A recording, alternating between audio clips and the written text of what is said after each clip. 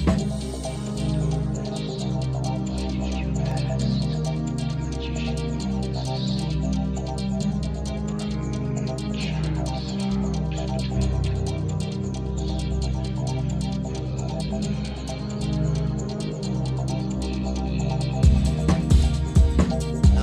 everyone.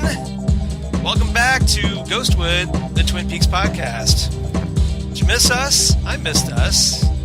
We've been off an extra week due to scheduling issues. So thanks for your patience, but we're back as promised, or threatened, depending on your point of view. I'm Charles Skaggs, that guy. She's Zan Sprouse. And, hi, everybody. And that's Zan with the X, not the Z. Right, the female version, the one that does not just turn into a bucket of water. Exactly. She's extreme or excellent. X is for xylophone because X is always for xylophone.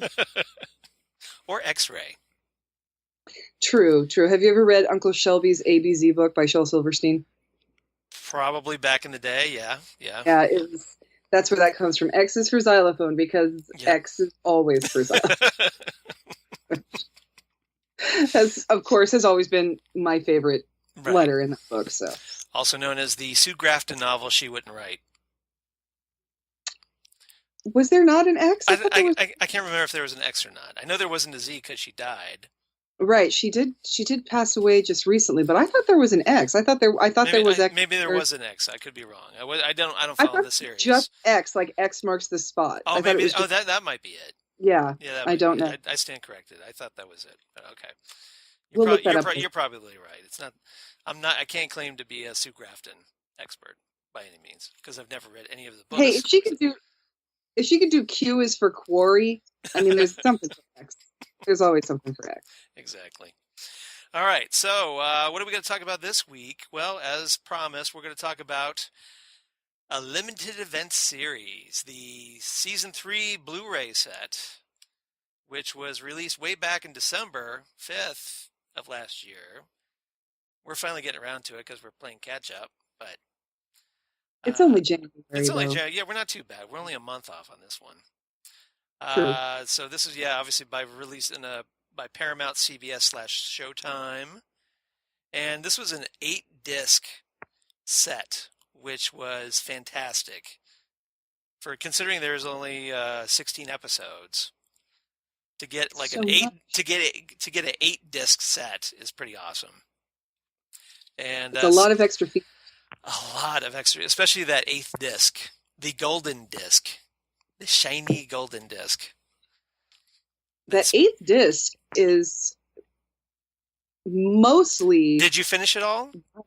Did you get through the? I did, because I got through most of it. I couldn't finish it all, but I got most of it. It's mostly that behind the scenes stuff. Yeah, it is.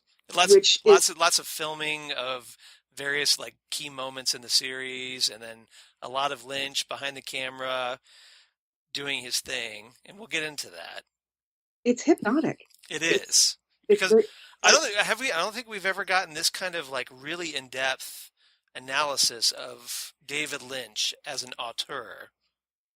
Not anything that I've seen like this, and the final disc is broken up like it is a artsy documentary about David Lynch's process. Yeah. So in between the segments of, and when I say segments, I mean long periods of time, long stretches of time at a time of him actually working and you seeing the filming of the show.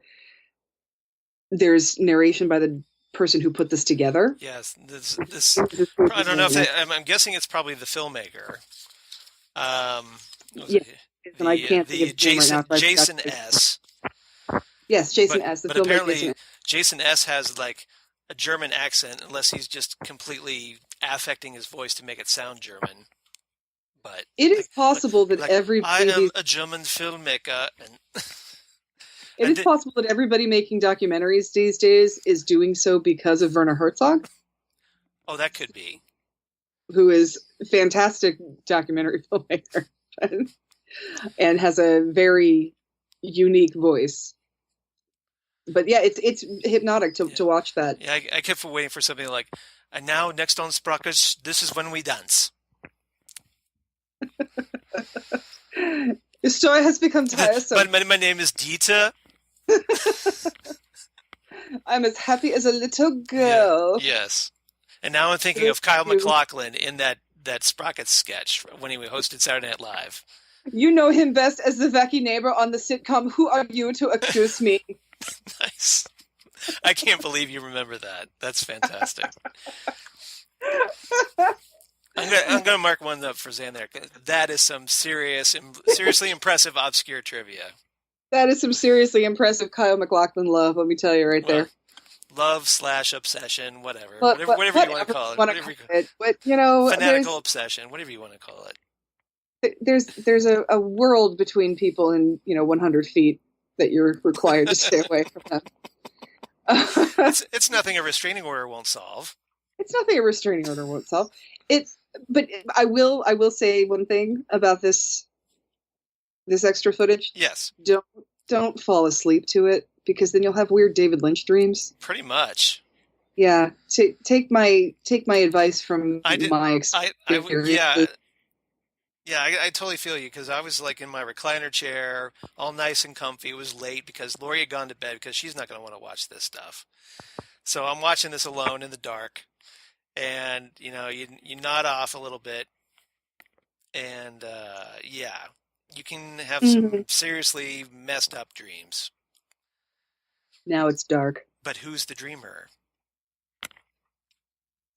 Is it future? Is it past? Or is it past? Is it future or is it past? Yes, exactly. You start dreaming all this stuff, and you're dreaming of like Philip Jeffries in a tea kettle and stuff like that. So yeah, it's pretty interesting to say the least. All right, so I'm not sure how do you want to break down this review? Because do you want to go just by disc, or do you? We can certainly go disc by disc. I didn't know if you had something in mind how you want to do this, but we can do disc by disc. Disc by disc is a good way of breaking it up. Yeah, obviously I'm just trying to organize my thoughts here, because there's just so much to involved in this, and there's about 4 or 5 discs that are just the show. That don't have any. Yeah, thankfully it was like, I think it's like what, disc 3 through, what is it, 7? Yeah. No, disc 3. Yeah, disc 3, 4, 5, and 6. Okay, so 4 discs that are just 3 episodes each. All right, so the first disc, where we have Black Lodge Billowing Red Curtains on the menu. This has parts 1 and 2, and also has the combined version of 1 and 2 that you and I watched together when we watched the premiere. And that's kind of that's pretty much how I prefer to. Yes, we did. Yeah, that's pretty much how I prefer to watch it. Those first 2 parts. And that's right. The first 2 parts were shown together, and the second 2 parts were shown together. So by the time we got to episode 5, I was like, "What? Just an hour? What? No, just 1 hour a week? What is this? 1990?" Yeah, exactly. So I was glad they did 2 parts back to back. But I think I just having watched the first part separately, I think it works better as a combined 2-parter. Maybe it's just me. I think it does. I think it feels more like a movie, and they mention this in one of the little break, the little 10-minute documentaries that are on this disc. There's the 3-part documentary that it's when you're watching a David Lynch television, you're not watching a TV show, you're watching a movie for television, a movie that is being shown on television. And we've discussed before that Twin Peaks changed the way we see television, changed the way we made television, changed the way the television viewing audience expects their television to be. And so when you get something like this, where you have 2 hours, where it is the length of a feature film, that it makes more sense. It feels correct when you see it that way. Yeah, I totally agree.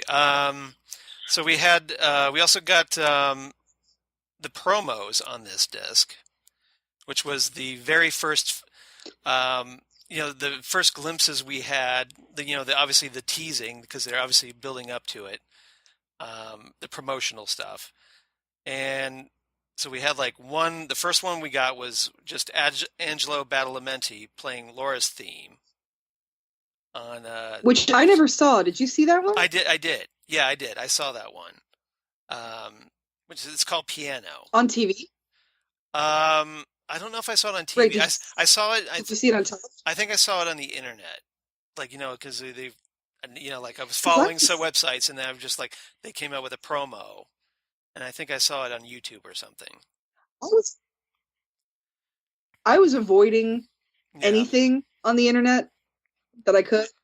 So I had never actually seen that one. So that was actually very cool. I'm trying to think what else I was watching on Showtime at the time.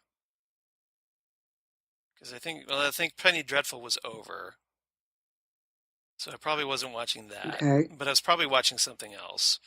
And maybe it's just because they were doing, maybe it was good. Yeah, it was during when they were rerunning Twin Peaks, the original series episodes on Showtime. Okay. That makes sense. That's when I saw it.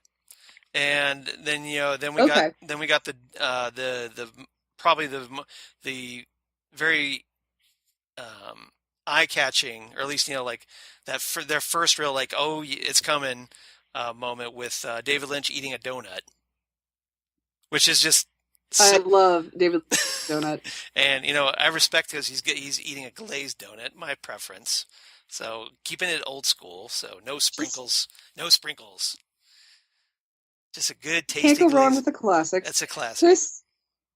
Chris came in as I was watching those, and he said, "This should have had no music, no sound, nothing. Just him eating the donuts." Well, you can always turn the sound down if you want to, but yeah, that would just right. Just be I thought really, I like the music. well, yeah, have it like just David Lynch eating a donut, but yeah, no credits or anything, nothing to let you know what this is about. Just keep it completely vague. And then everybody go, what? Why is David Lynch eating a donut? Yeah. Go really. Well, because I think we've said before that although this series, you need to know a couple of things right about Twin Peaks to get into this series, but you didn't have to watch the original series to like this. Right. It helped, but you didn't have to. But at the same time, I can't imagine a lot of people not having been going into this cold, right. Especially since Twin Peaks is available on Netflix and it's so easy to catch up with. So when you see David Lynch in a black suit, that could be anything.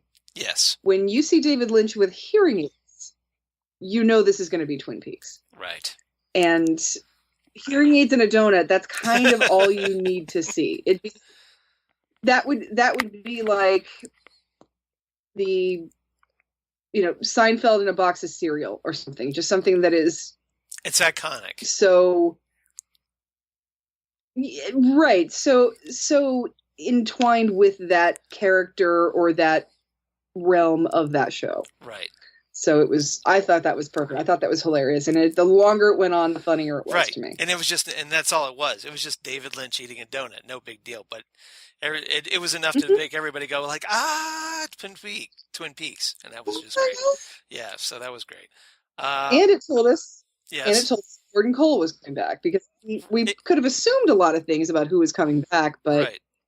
We didn't know anything. Now we knew Gordon Cole was going to be there. That's true. We did have confirmation because, for all we knew, it would just be Lynch behind the camera. But obviously, we wanted to see Gordon back, and thankfully we got him. And we actually got a lot of him, more than we did, I think, in the original series. Next trailer we got was called Woods, which is where we got our first new footage of the new series. Yes. And that was a big moment. That was a cool trailer. Next one after that was Places, which were essentially location stills, but it was shot, so it kind of, you got the vibe that somebody was, like, someone with a camera was taking pictures, like all secret and mysterious. like Hmm. watching in the bushes or That someone something. was cased. Yeah, Yeah, exactly. So that was cool. I like that. Next one we got was People, where we got to see the original cast members. Um, I loved this one yes, because again, you had an idea of who you were going to see, and that I know for most of us was the biggest question that we had was not just what is this going to be about, but who's coming back? right. Where is everybody? Who's okay? Who's still around? And so to get that was, I remember watching that trailer going, oh, look, oh my God. Yes. It was just being so excited to see Like you see everything Andy on for the first screen. time again, and you're just like, it's Andy. So yeah, See uh, Andy and Lucy and Big Ed, and right. so excited. Yeah, it was great. And then you were kind of disappointed. You're like, okay, but what about everybody else? You had to like, okay, who else? Is that it? Is that all we're getting? Right. Right. And then, We had some questions answered, but then we had some questions raised. but of Like, course, where's so and so, or where's this person? Oh my, yeah. whoa! So And of course it just gets made me really excited. right, which is great, a great sign for a teaser trailer because obviously it gets people talking, which is what you want. You're trying to build that buzz. Yes, It's good marketing. Next trailer we got that's was the point of the teaser. Yep. exactly next one we got was Albert, which is where we've got more of the original cast, but we got our first glimpse at some of the new cast members, like Daria, and Hmm. Sam, and so yeah, Yes, and people that probably ended up getting killed off rather quickly, but for the most part, that was the interesting thing about these trailers that started showing us clips from the first couple of episodes. right, Because I remember watching that thinking, oh, who are these people going to be? What are they going to do? What's going to happen with them? And they are not going to last very long. He didn't show us anybody right. that lasted. So as much as we talked about who they were or what they were going to do, it didn't matter. They were Yeah, gone. yeah, exactly. We thought, oh, these are going to be like major new characters, and then they're just like, well, you're in a couple episodes, or boom, and that's it. Um, Right. and by this time, we'd seen enough of the teasers that were just like, what is this show going to be about? What's going on? You were just dying for information at this point. At least I was. Well, and that's what we knew. It wasn't just a continuation of everything that we already knew. We knew there was going to be more to the story than just where are they now. That's Right. when we realized, and we thought, oh, this is going to be good. This is going to be good. And then the last one was called In Cinema, which is essentially just a longer teaser with some new footage. Now, this presumably Hmm. was made for promotional purposes in movie theaters. But I don't think I saw this one in a movie theater. Did you? I did not see this one in a movie theater. I don't remember I seeing it don't. anyway. No, I don't remember seeing it, and I don't. Maybe this says something about the movies I go to that I don't go to enough art houses. Right. That usually when I see a trailer for a TV show, it's a TV show I'm probably not going to watch. So Yeah, maybe it's one of those this would have that, been nice to you know, see. So it made me realize I need to go see some weirder movies. yeah, this one maybe it was like here in Columbus, maybe it was like the Gateway Film Crowd, something a little more artsy. Probably that's probably exactly what it would have been. Right, exactly. Yep.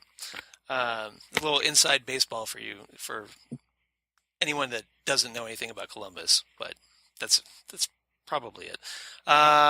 All right, the second part. Theater here at the Gateway Film Center, which is amazing. Yep, exactly. So then, also on this first disc, we got Twin Peaks: The Phenomenon documentary, and this is apparently like a Yes, three-part documentary of about roughly 5 minutes each.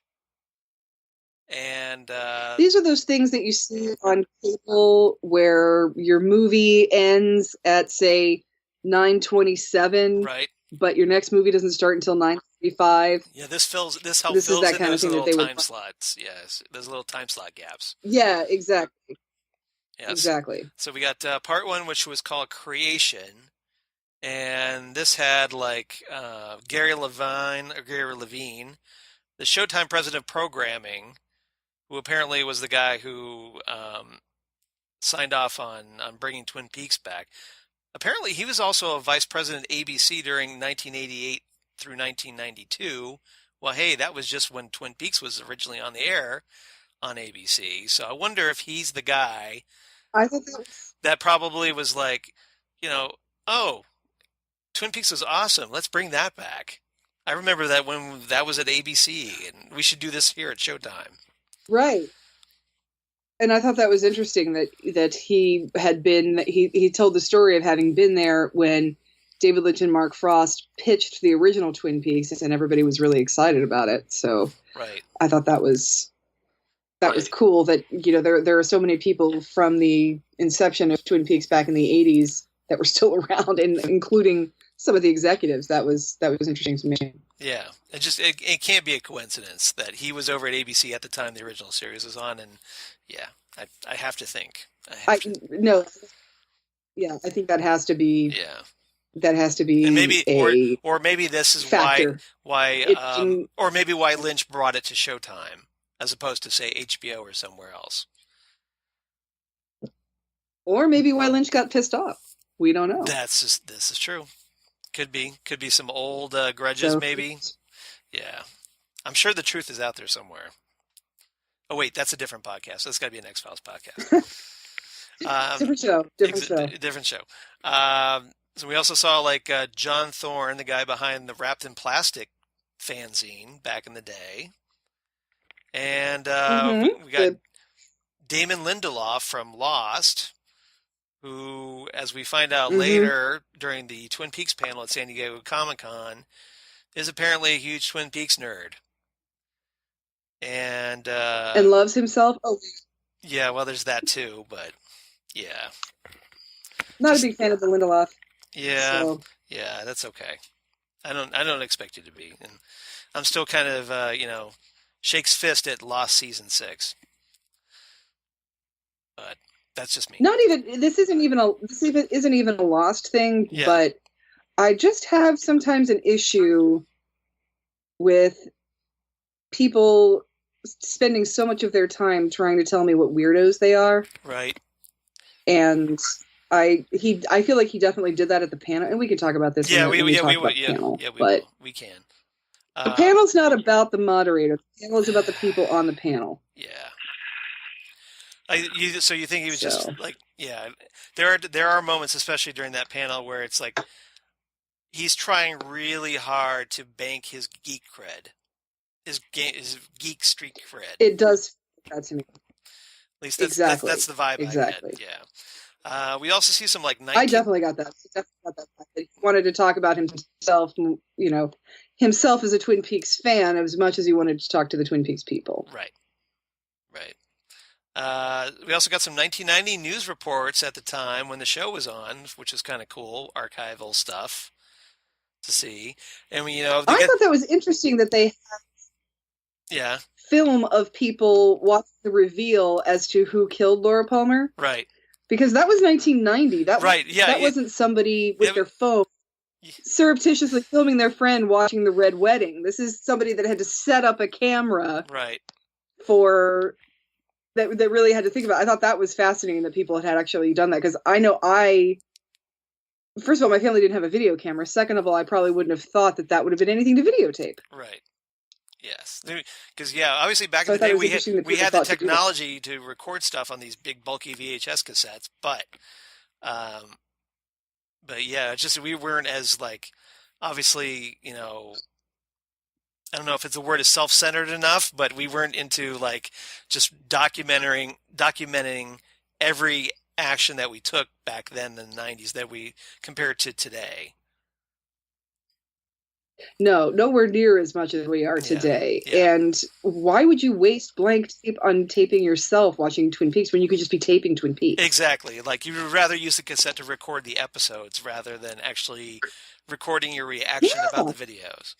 So all you millennials, expensive kids. Yep. So all you millennials making on the YouTubes, making the reaction videos. Well, guess what? People were doing it back in the 90s. So, and here's proof. Evidently. So you're just, you think you're being all hip and everything, but nope. They were doing that 20 years ago, 25 years ago. And like they Well, even what was also interesting about this, and yeah. go ahead, I'm sorry. No, you go ahead. Would you? I don't think I was paying attention when I was watching this, but do you remember, did they actually tell us in this documentary who did kill Laura Palmer? I feel like they didn't even spoil it for this documentary in case you wanted to go back and watch it. No, I don't think they did. I can't recall that they did. I don't think they did either. Which is good because, if So you just happen to be like watching cool. watching this over at your friend's house and you hadn't seen Twin Peaks and you might want to check it out. Yeah, that's kind of good. Right, exactly. So we also got like, the footage of like showing how popular Twin Peaks was at the time, including, of course, Simpsons tribute episode, which Zan, of course, being the Mr. Burns episode. Exactly. So Zan, being the hardcore Simpsons geek, probably really appreciated seeing that footage. I remember that episode. That was a lot of fun. And that was fantastic. I told you the story before, but when that episode aired, I watched it live. Yeah. And you have to say that these days because not everybody watches everything live anymore. But as soon as that happened, I started laughing so hard, and I called my friend Troy. Yeah. And he picked up the phone and was laughing. He knew it was me. He knew it was going to be me on the phone. It was great. But yeah, that was a big thing too. Who killed Mr. Burns? It wasn't quite who killed Laura Palmer or who shot Mr. Burns. It was a pretty big deal. Right. Because remember back in 1990, The Simpsons was really red hot back then. That was one of the It TV shows. And so when Twin Peaks hit, when Twin Peaks actually got a shout out on The Simpsons, that was just like, oh, Twin Peaks definitely made it. Because, that was just like... That's just geek inception right there for me. Exactly. We also got to see some Twin Peaks parties from back in the day with everybody with bad hair, and which was kind of fun. And everybody with their 90s hair. Yep. And just talking about the show's popularity. So I thought that was a cool first segment. Next segment we got was part 2, Life After Death, which obviously talking about the show after it gets canceled and how it survived in kind of pop culture afterward. So they apparently discussed the ratings. And I thought that was interesting. Yeah, go ahead. Well, and I think that does happen to any show where you have an ongoing tense situation. Yeah. Whether or not it's Who Killed Laura Palmer or will they or won't they types of storylines like you'd had with Moonlighting or Northern Exposure, where there's this constant tension between the characters of are they going to get together or are they not, and then when they do, everybody's like, okay, well now what? Do I care? I don't know if I do. The Sam and Diane, Cheers, Lois and Clark. So yeah. Right. Yes, exactly. So when you have that sort of thing, it's hard to come back with that because then you start straining believability with, okay, what's the next crazy thing, the next crazy mystery that's going to happen in this tiny little town? So I think they went to the next logical step, which was where all of this crazy stuff was coming from, which was, of course, the Renault family. Right. So they had a lot of that. Then I think bringing Wyndham Earle in made sense because we didn't know this at the time, but when you have a Blue Rose task force, there's weird crap that's going to happen with the FBI. And you have this character that everybody loves, who is Cooper, and finding a nemesis for Cooper seemed like the next logical step as well. Right, essentially, because he was like a Moriarty to Cooper's Sherlock Holmes, essentially. He was exactly the Moriarty to Cooper's Sherlock Holmes, especially if Moriarty had had a wife that Sherlock Holmes would have banged. But the audience initially, I think, got so caught up in the Laura story, and we've heard me say a million times how everyone loves Laura, right, and that she's such an enchanting character, that once we knew what was up with Laura, then you just had a weird show. Yeah. And some people stick around for characters they love a little better than other people can. I know I have watched not the greatest of shows in my lifetime because I like characters. Yes. I'm going to talk about certain soap operas that probably should remain nameless because I like characters. Right. But there are people there who are more plot driven, and if the plot is not what you want it to be, then you're not going to stick around. And if you're not in it for characters, then why would you stick around? So the ratings went down, and I said this at the time too, that ABC kind of screwed them when they got moved to Saturdays. Right. Because that's fine for me. I was in high school, so if I was going anywhere on a Saturday night, it was probably to another friend's house. It's not like I was going clubbing or out to dinner or anything like that. I had no money. Right. But even nerds go out on Saturdays. Yes. And I said the exact same thing when On the Air premiered, and On the Air was on Saturday. I said, this is not going to last. Even nerds go out on Saturdays. Right. So it got a kiss of death time slot. And of course, remember, it was canceled and then had the letter writing campaign to bring it back. And they brought it back, and it was on Thursdays, I think, when they brought it back. I think when it finally went off the air, it was a Thursday or Friday night, I forget. It was a weeknight. I remember that. I think it was Fridays. I'm not sure. Ooh, or was it Mondays? Because the final episode was on a Monday. Oh, well, maybe it was Monday then. And okay.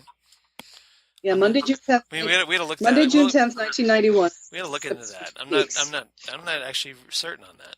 We had to check into that. Yeah, that's a question.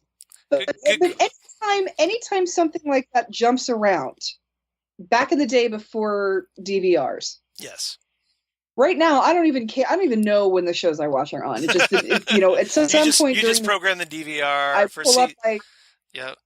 I pull up what's recorded and say, okay, well, that apparently was on. Let's watch that tonight. So, but back in the day before DVRs, when shows moved around and you didn't know it, it's not like people were sitting at home every night waiting to see when their favorite show was. Right.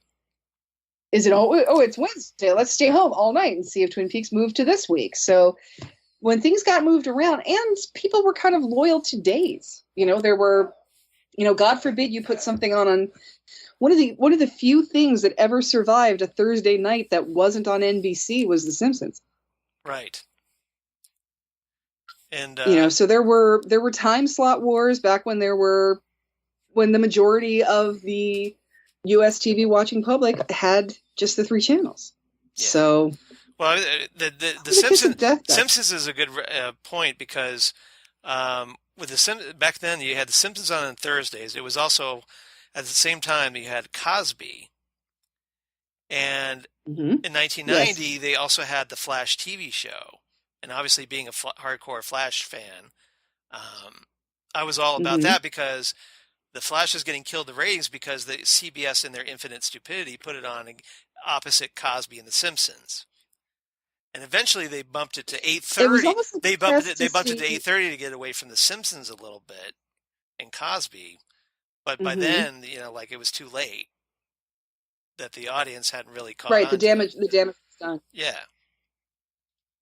Yeah, exactly. Because there had been, I'm sure we've all heard the term must-see TV, right? Which was coined in the 90s.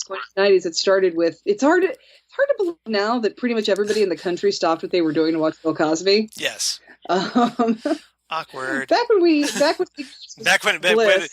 it was okay to watch Bill Cosby and not feel completely skeevy. Yeah. Yeah, exactly. But when you think about all of NBC's great comedies, like, The Cosby Show or Cheers or Friends or Seinfeld, those even some of their great dramas like ER, those were Thursday nights. Right. That was a Thursday thing. Yeah. So putting a TV show. NBC traditionally owned Thursdays because that's when you had like Cheers and A Different World, and so. Eventually, then Friends was on eventually on Thursday nights, I believe. So yes, yeah. In the mid to late 90s, Friends and ER were on Thursdays. Right. So But that was it. Yeah, that was it. I think the only other still talked about 80s comedy from NBC that wasn't on Thursdays was Golden Girls, and that was on Saturdays. Right. And again, because we're sort of talking about a non-party going demographic that is doing that. But The Simpsons was able to survive because it's a very different audience than The Cosby Show. And it was a younger, more alternative audience that was watching that might have grown up on The Cosby Show because everybody grew up on The Cosby Show, but wasn't necessarily going to stick with that because by the 90s, The Cosby Show had the same problem that every other sitcom had, and they tried the same stupid remedy that every other sitcom had, which was the kids grew up. Right. They had to add more kids. Right. Yeah, which right. is how we got Raven Simone, by the way. That's where we got Raven Simone, exactly. For those of you who grew up on That's So Raven, that's where she came from. Right. She was, I want to say, 4 years old when she started out on The Cosby Show.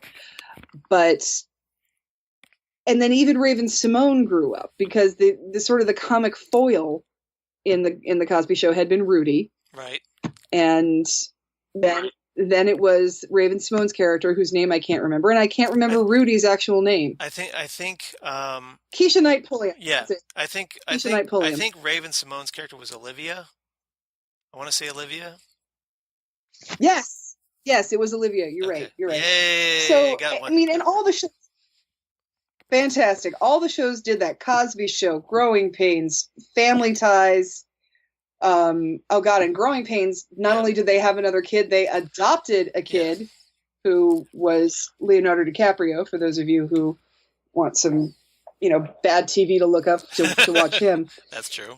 So that was a common thing back then. Yeah, so it was essentially Cousin Oliver syndrome, if you're a Brady Bunch fan. Oh my God, Cousin Oliver syndrome. Yeah, exactly. They had to bring in another kid. Right. And by the end of the Cosby Show, their kids were gone, but they had a cousin living there. I don't remember what happened, but the Cosby Show just got, again, lots of. If while you're there, but yeah, all these kids were getting married and moving out of the house. They couldn't all just live at their parents' house for the rest of their lives. So it was starting to go kind of downhill, and The Simpsons is never going to suffer from that. The Simpsons, it's timeless. Everybody's been the same age. Right. For 30 years now. So, because it's an animated show, the Simpsons themselves are trapped in time. Yeah, they didn't age the characters every season, so yeah. No, they didn't age the characters. So that's that can seem strange, or it can keep the series running. And so far, it's kept series running. So. You started to see a little bit of a shift in the viewers, which is why I think The Simpsons did so well against The Cosby Show, because it was a different set of viewers. But anything else really had a hard time being put up. And I feel like that was a jerky older brother test of some shows, because it almost felt like the studio executive said, "Oh, you think your show's really good? Oh, okay, well, let's prove it. Let's put it up against Roseanne, or we'll put it up against The Cosby Show, or Seinfeld, or whatever. Or you got an hour-long drama? Okay, great. We'll put it up against ER. Things that everybody knows they're watching. That you kind of need to. I think it was just understand that some of these are going to be the same. Right. Well, it's just a lot of arrogant studio executives thinking that, okay, this new show is going to be better than the staple of television that's already on. Yeah, that they're going to have the next Seinfeld or something like that. Yeah. And I think, and I don't know if the this idea was this is going to be the thing that we could counter program against this hit, and it's going to knock it off because this show is so great. And it hardly ever does. We're at the same, but the thing is, you don't realize that you could be competing with the exact same audience, and instead of getting half of that audience, you could get all of it if you just put it on Tuesdays. Right. Because all these years later, nobody's talking about what aired on Tuesdays. We're talking about what aired on Thursdays. That's what we remember. And I don't know if it was an attempt to sabotage. I know David Lynch felt sabotaged by ABC when he got moved around so much. And I don't know if they thought, oh, people are watching TV anyway. When they start flipping around, they're going to see this and think, oh, what am I watching here? But that's not how it worked back then. People, and this was another thing that they talked about in these little 5-minute documentaries that, and you and I have talked about on the podcast before, that Twin Peaks is what made it okay for smart people to watch television. Right. Smart people were avoiding television like the plague. If they said they watched it, they felt ashamed of themselves. They said, oh, I know I shouldn't, but I'm watching whatever. And to try and this is going to sound bad, and I don't mean it to sound as bad as it does, but to expect a lot of effort from an audience like that is already feeling like they're slumming it to try your show. Right. I think is asking a little too much. Yeah, I think so. I think you're absolutely right about that. You know, because especially, you know, when you're wanting to bring in this audience that isn't there, and to have a show like Twin Peaks, which is so demanding of its viewers, yes, it's very hard. It's very hard. So yeah, I mean, just obviously there's the moving around and the on the network schedule obviously didn't work. The show went away, and I was kind of glad that like they didn't really sugarcoat it here in this little 5-minute documentary. They had talked about it like, oh hey, the network screwed it. They moved us around, and then they brought up some other reasons why the show, because talking about, like you said, Laura's death being resolved. And they also brought up some really interesting things that I hadn't really considered. The Gulf War they bring up. Which was going on they at the did time, talk about the Gulf because War. everybody was glued to the news coverage. And, that's just stuff you didn't really consider when you consider all this other stuff. You figure network meddling, but you don't really think about like, oh yeah, there was like real life big news event going on at the time. Right, and there were people. They also talked about people with the.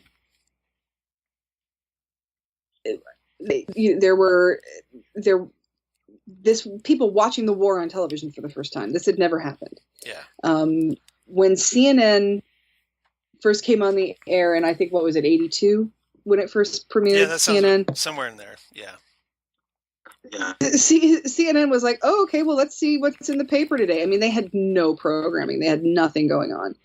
And they weren't quite sure how they were going to do this. And what saved, and this again sounds terrible, but when you look at it from a purely business standpoint, what saved CNN was Jessica McClure falling down the well when she was 2 years old. Or 18 months or however old she was, because that was something that everyone wanted to see every second of. Right. And that's what got us. That they were able to devote all that airtime to it, that like the local news all that couldn't. Airtime to it. Yeah. And that was what got us used to. If there is a big story, you can just turn on CNN, and that's what that whole thing's going to be. Even to the day, CNN tries to have programming. They run documentaries, or they have different shows with different analysts. But if something's going on, you're gonna see that, because CNN has those. I think they're 5-part documentaries on the different decades. They did a 60s, and then they've done a 90s, all and everything in between. Right. And I want to say it was the 80s that was running when Prince died, but you didn't see it because it was coverage of Prince. And so when you have a war for the first time, for what it's worth, calling it a war, on television constantly, people who are watching television, that's what they're watching. They even parodied that on Saturday Night Live, where it was Wayne's World. They did a review of the war, and they said, we haven't done anything but watch this coverage. Even we don't even go to the bathroom. We just whiz in the laundry room sink. That people were watching that constantly, and to the exclusion of other of other stuff. And again, there were no DVRs, so it's not like you could watch one thing. Right. Oh, you could tape it. If you could tape it. Nobody did that. No. People rarely did that. Usually when they taped something, it was because they were gone, not because they wanted to watch something else. I mean, that did happen, but and this kind of thing has happened throughout history that a big news event, this is why Doctor Who almost got canceled, because Doctor Who premiered in 1963. Right. Same week that Kennedy was shot. Yeah, the day after Kennedy was shot. They ended up having to rebroadcasting the first episode because of all the news coverage the day after Kennedy's assassination. Right, nobody watched it. Right. Nobody. Of course, they wouldn't watch it. A world leader was assassinated. That's big news. And if they hadn't rebroadcast it, it probably would never have survived. It would never. Yeah, who cares about a time traveler's granddaughter when the president gets killed? Right. Now, granted, it was the American. It was the American president, not the prime minister in England, but still, it was big news. Kennedy was such a cultural icon back then. Well, and regardless, too, if the Prime Minister of England had been assassinated, that would have been big news over here, too. Right.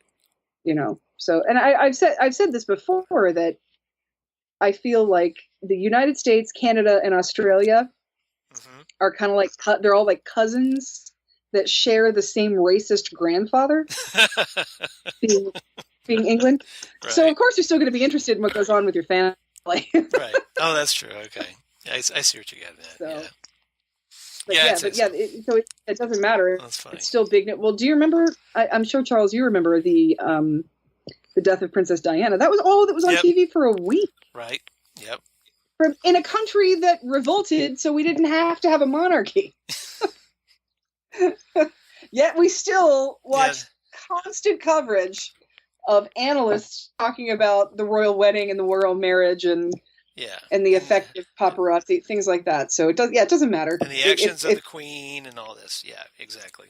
Right. Yeah. Why is she not talking? Blah, blah, blah. Right. So that kind of stuff really does. And when you have a show like this that already has a tenuous hold on its viewership, because there are people like us who are still talking about it with love 26 years later, 27 now. Yes. Oh my God, 29 years. It'll be 30 next year. That Twin Peaks first premiere next year. It'll be 30 years. Well, no. Let's see. Okay, so this is 2018. So right now, this is the 28th year. So we'll have 2 years left. Did it premiere in 1989? No, it premiered. No, it's set in 1989, but it premiered in 1990. Oh, yes. Okay, yes, it did. All right. Yep. So we got 2 more years before I start feeling really freaking old. Okay. Exactly, yes. So when we're still here on the podcast talking about here's Twin Peaks, the 30th anniversary episode. Yep, exactly. But sometimes, all right. It's easy. Sometimes it's easy to get caught up in a phenomena. Yes. Whether or not you stick with it is another story. For example, I could not watch Breaking Bad. Breaking Bad made me way too tense. I have watched all of Breaking Bad, by the way. Breaking Bad is a fantastic show. Fantastic characters. Horrible things happen to these fantastic characters. Yes. It just made me too tense. It's this. I couldn't watch Silicon Valley either because I couldn't stand watching bad things happen to this nice guy every week. It just made me too tense. Breaking Bad is a bit nihilistic. It's a bit nihilistic, to say the least. Yeah. However, I watched the last episode of it. I think there were a ton of people who never watched an episode of Dallas before or since, but who wanted to see who shot JR. Right, that's fair. And so just to see what the buzz is about. Right. I think that's what you have here with Twin Peaks, is that everybody knows there's this show about this girl and who killed her. And when we know we're going to find out who killed Laura Palmer, you don't want to be the one the next day who's like, oh, I don't watch that show. Right. Because then you're going to be out, you're going to be excluded from every conversation that's happening at school or work the next day. Right. So when you have something like that, you can create more cliffhangers as you go along. For example, who shot Cooper? Where did Josie go? You know, things like that. You can manufacture those again, but nothing's ever going to be No, it's as it's much of a it's heavy hard. hitter. It's hard to capture that lightning in a bottle like they did with Laura's death. Mm-hmm. Exactly.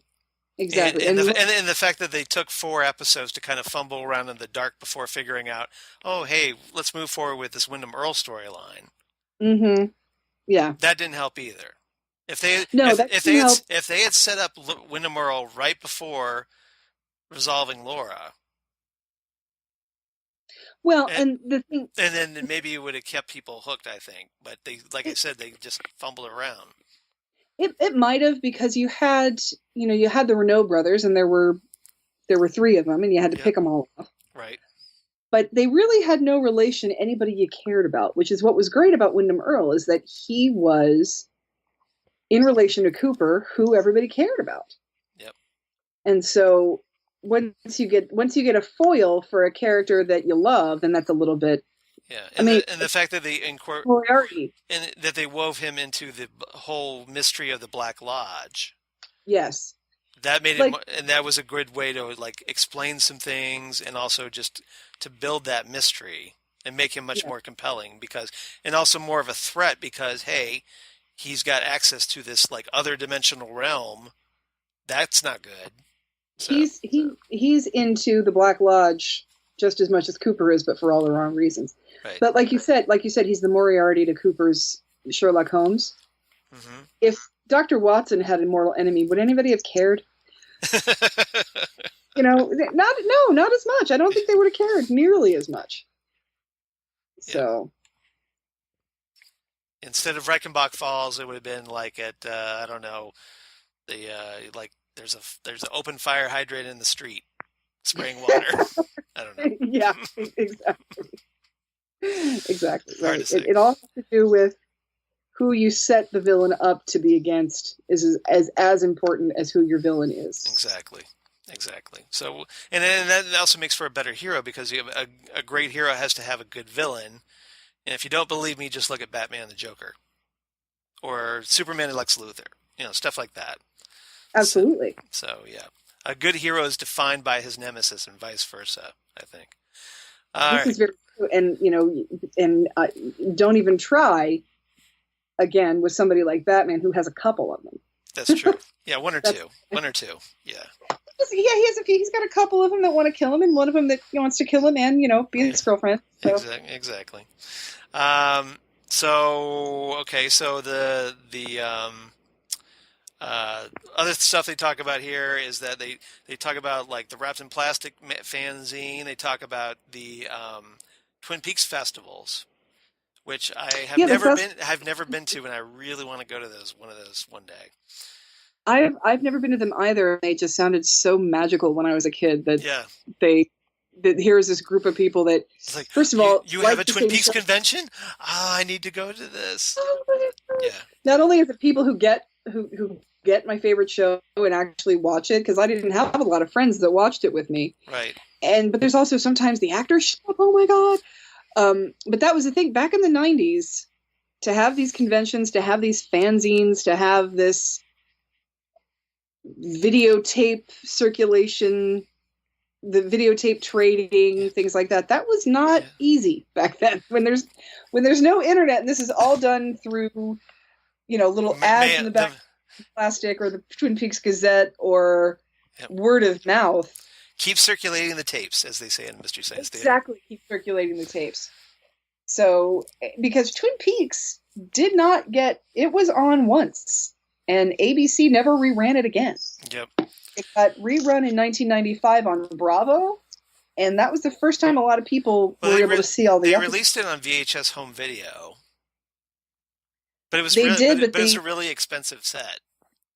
It was a full set, really expensive, and not a lot of places had it for rental. Right. At least my local stores didn't have it for rental. It had that first set of the first 8 episodes, but not the whole series. Mm-hmm. So when it ran on Bravo, that was the first time I saw some of those middle episodes that I had missed. Because ABC never reran that stuff. It was never like. No, thankfully. I believe it's 3 years. A show has to be on 3 years in order to qualify for syndication. Generally, because it's usually roughly about 65 episodes. So generally, Yeah, and Twin Peaks did not. no, it did not make that. No, not at all. Not even close. But No. thankfully, I had recorded every episode as it aired, so I had my tapes. So See, that's the thing, is that you're just enough older than me that when Twin Peaks was on the air, you Yes. could have had a job. Well, I was in college, so yeah. I was in college at the 15. time. There was no way. Yeah, I would come home from college and get some donuts from the local supermarket or whatever, and sit back and eat donuts and watch Twin Peaks after college, after a day at the university Nice. at the Central Florida. So that was fun. Let's see what else. They talk about streaming services bringing Twin Peaks to a new generation, which is probably true because of Netflix. I think a lot of people got into Twin Peaks watching it on Netflix.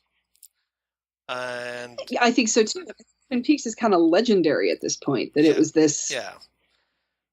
People still know who David Lynch is. Right. And well, I think they heard Gen Xers like us talking about how great it is, and just saying, you need to watch this.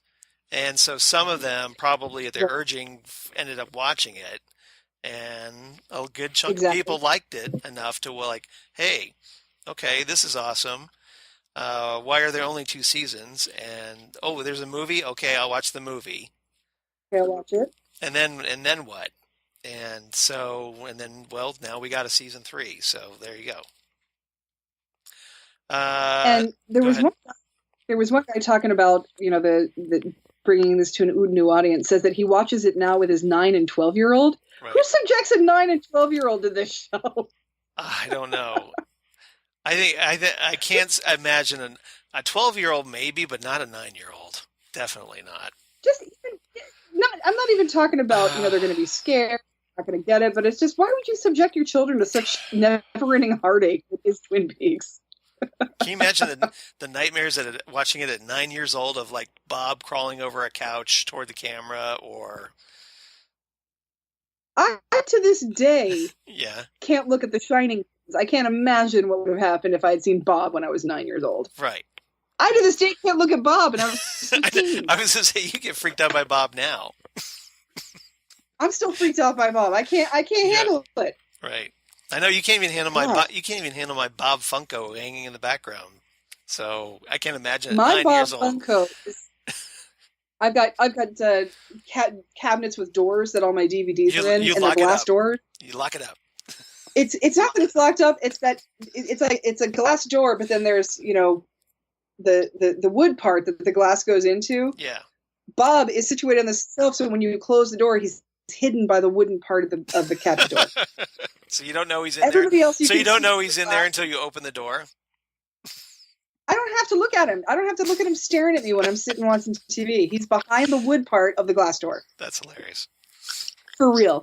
I did that on purpose because I couldn't stand him sitting there staring at me. With those beady eyes. He's scary. He's so scary. Yep. That's awesome.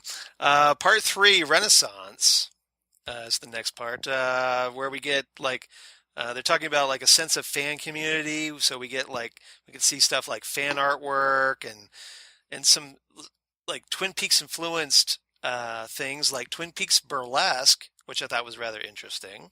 I'd heard about that. Yeah. And tribute bands like Silencio. I don't want to see it. What? You don't want to see Twin Peaks burlesque? Unless it's jazz erotica, I don't want to see it. Okay. Unless it's Lana, you don't want to see it. All right. Lana's jazz erotica, yeah. Unless it's billed as that, I don't think they're really trying. Yeah, exactly. And yeah, Silencio is. I never heard. I haven't really heard much from them, so I need to check them out. It's a very loving Angelo Badalamenti inspired band. They are very very true to their roots, or true to their influences, shall we say. Excellent. I have to definitely check those out. And then, of course, they wrap it up with David Lynch and Mark Frost announcing Twin Peaks season 3 on Twitter, which I remember. I remember that very moment when it came out, and just how like my jaw hit the floor when that happened. Uh, I'm just like that was fantastic. I remember being at work and seeing that, and I'm just like, oh, this is awesome. You know what this means? Well, I remember too when they talked about initially it coming back, and then they talked about David Lynch getting pissed off and not wanting to do it. I'm like, all right, that's, we're done here. Yep. And then this happened, and then you started seeing commercials, and you're like, this is going to be real. This is really going to happen. Oh my God. Yeah, it really didn't feel real to me until like we started seeing the teaser trailers, and just was like, oh my God, this is actually happening. So that meant they filmed something. Right, exactly. So, like, I've seen it. There's clips, there's footage, it exists. Real. This is really real. There ain't no going back. Okay, so we move on. So let's move on to disc 2, where we have the Black Lodge Chevron floor menu. Yes. This has parts 3 and 4, and also has a combined 3 and 4. Mm-hmm, which is again how they aired it. It was combined. Right. But this one, I think I'd rather watch 3 and 4 separately. Just my personal. Well, like preference. I said, I liked having 2 hours of Twin Peaks. That's true. Thought that was. Yeah, it is nice though. I agree. I would have binged this. I would have binged this if I'd had the opportunity. Yeah. So this has the big Twin Peaks panel special feature on this from San Diego Comic-Con last year, also known as Twin Peaks: A Damn Good Panel. And so this runs about an hour, and I was glad to see this because obviously I didn't get to go to San Diego Comic-Con because it's so damn hard to get into these days. It's too hard to get into. It's too much money. There's too many people. Right. And when this kind of thing happens, when the panels you want to see anyway just get released on DVD, then it makes me even less anxious to try and get a ticket for next year. That's the advantage of being an older fan. You don't feel like, okay, I can be patient. I can afford to be patient. As long as they release it, I'm good. Right. Or even you get, IO9 is going to give you the highlights of what happened at the panel anyway. Or if they're going to reveal something. Or somebody's going to upload it to YouTube anyway. Right. Somebody's going to have their little phone video or something if you are lucky enough to be able to bring your phone into the, because I've been to some panels where you've had to surrender your phone. And it's taken me like an hour to get my phone back because everybody's got to go through the line with their ticket, with their phone and their camera and things like that. Crazy. So, yeah, it was. When was the last time I did that? It was a panel with Bruce Boxleitner before Tron Legacy came out, where I had to surrender my phone. So here's the tip: bring 2 phones. Get a burner phone. Surrender the burner phone. Surrender the one phone, and you have the second phone. Little tip, kids. Just from me to you. Exactly. And don't tell anybody where you put your burner phone because they don't want to know the answer to that question. No. Yeah, we won't talk about where the burner phone's hidden. Yeah. The funny thing about this is that David Lynch was not at the panel, but he did a little video at the beginning of it. Yeah, this introductory, like it's, I don't even call it a speech because it's just these random moments, and which is that it was good. Right, and go ahead. My favorite was just really illustrates that David Lynch's sense of humor is very different than most people's, where he basically holds up like a dead arm and rips a ball from it, and he says, "This is the last golf ball O.J. Simpson ever shot before he went to prison." Exactly. It's like David Lynch's sense of humor is very different, and I appreciate that quite a bit. Yeah, but you wouldn't expect Lynch to make an O.J. Simpson reference, but there you go, exactly.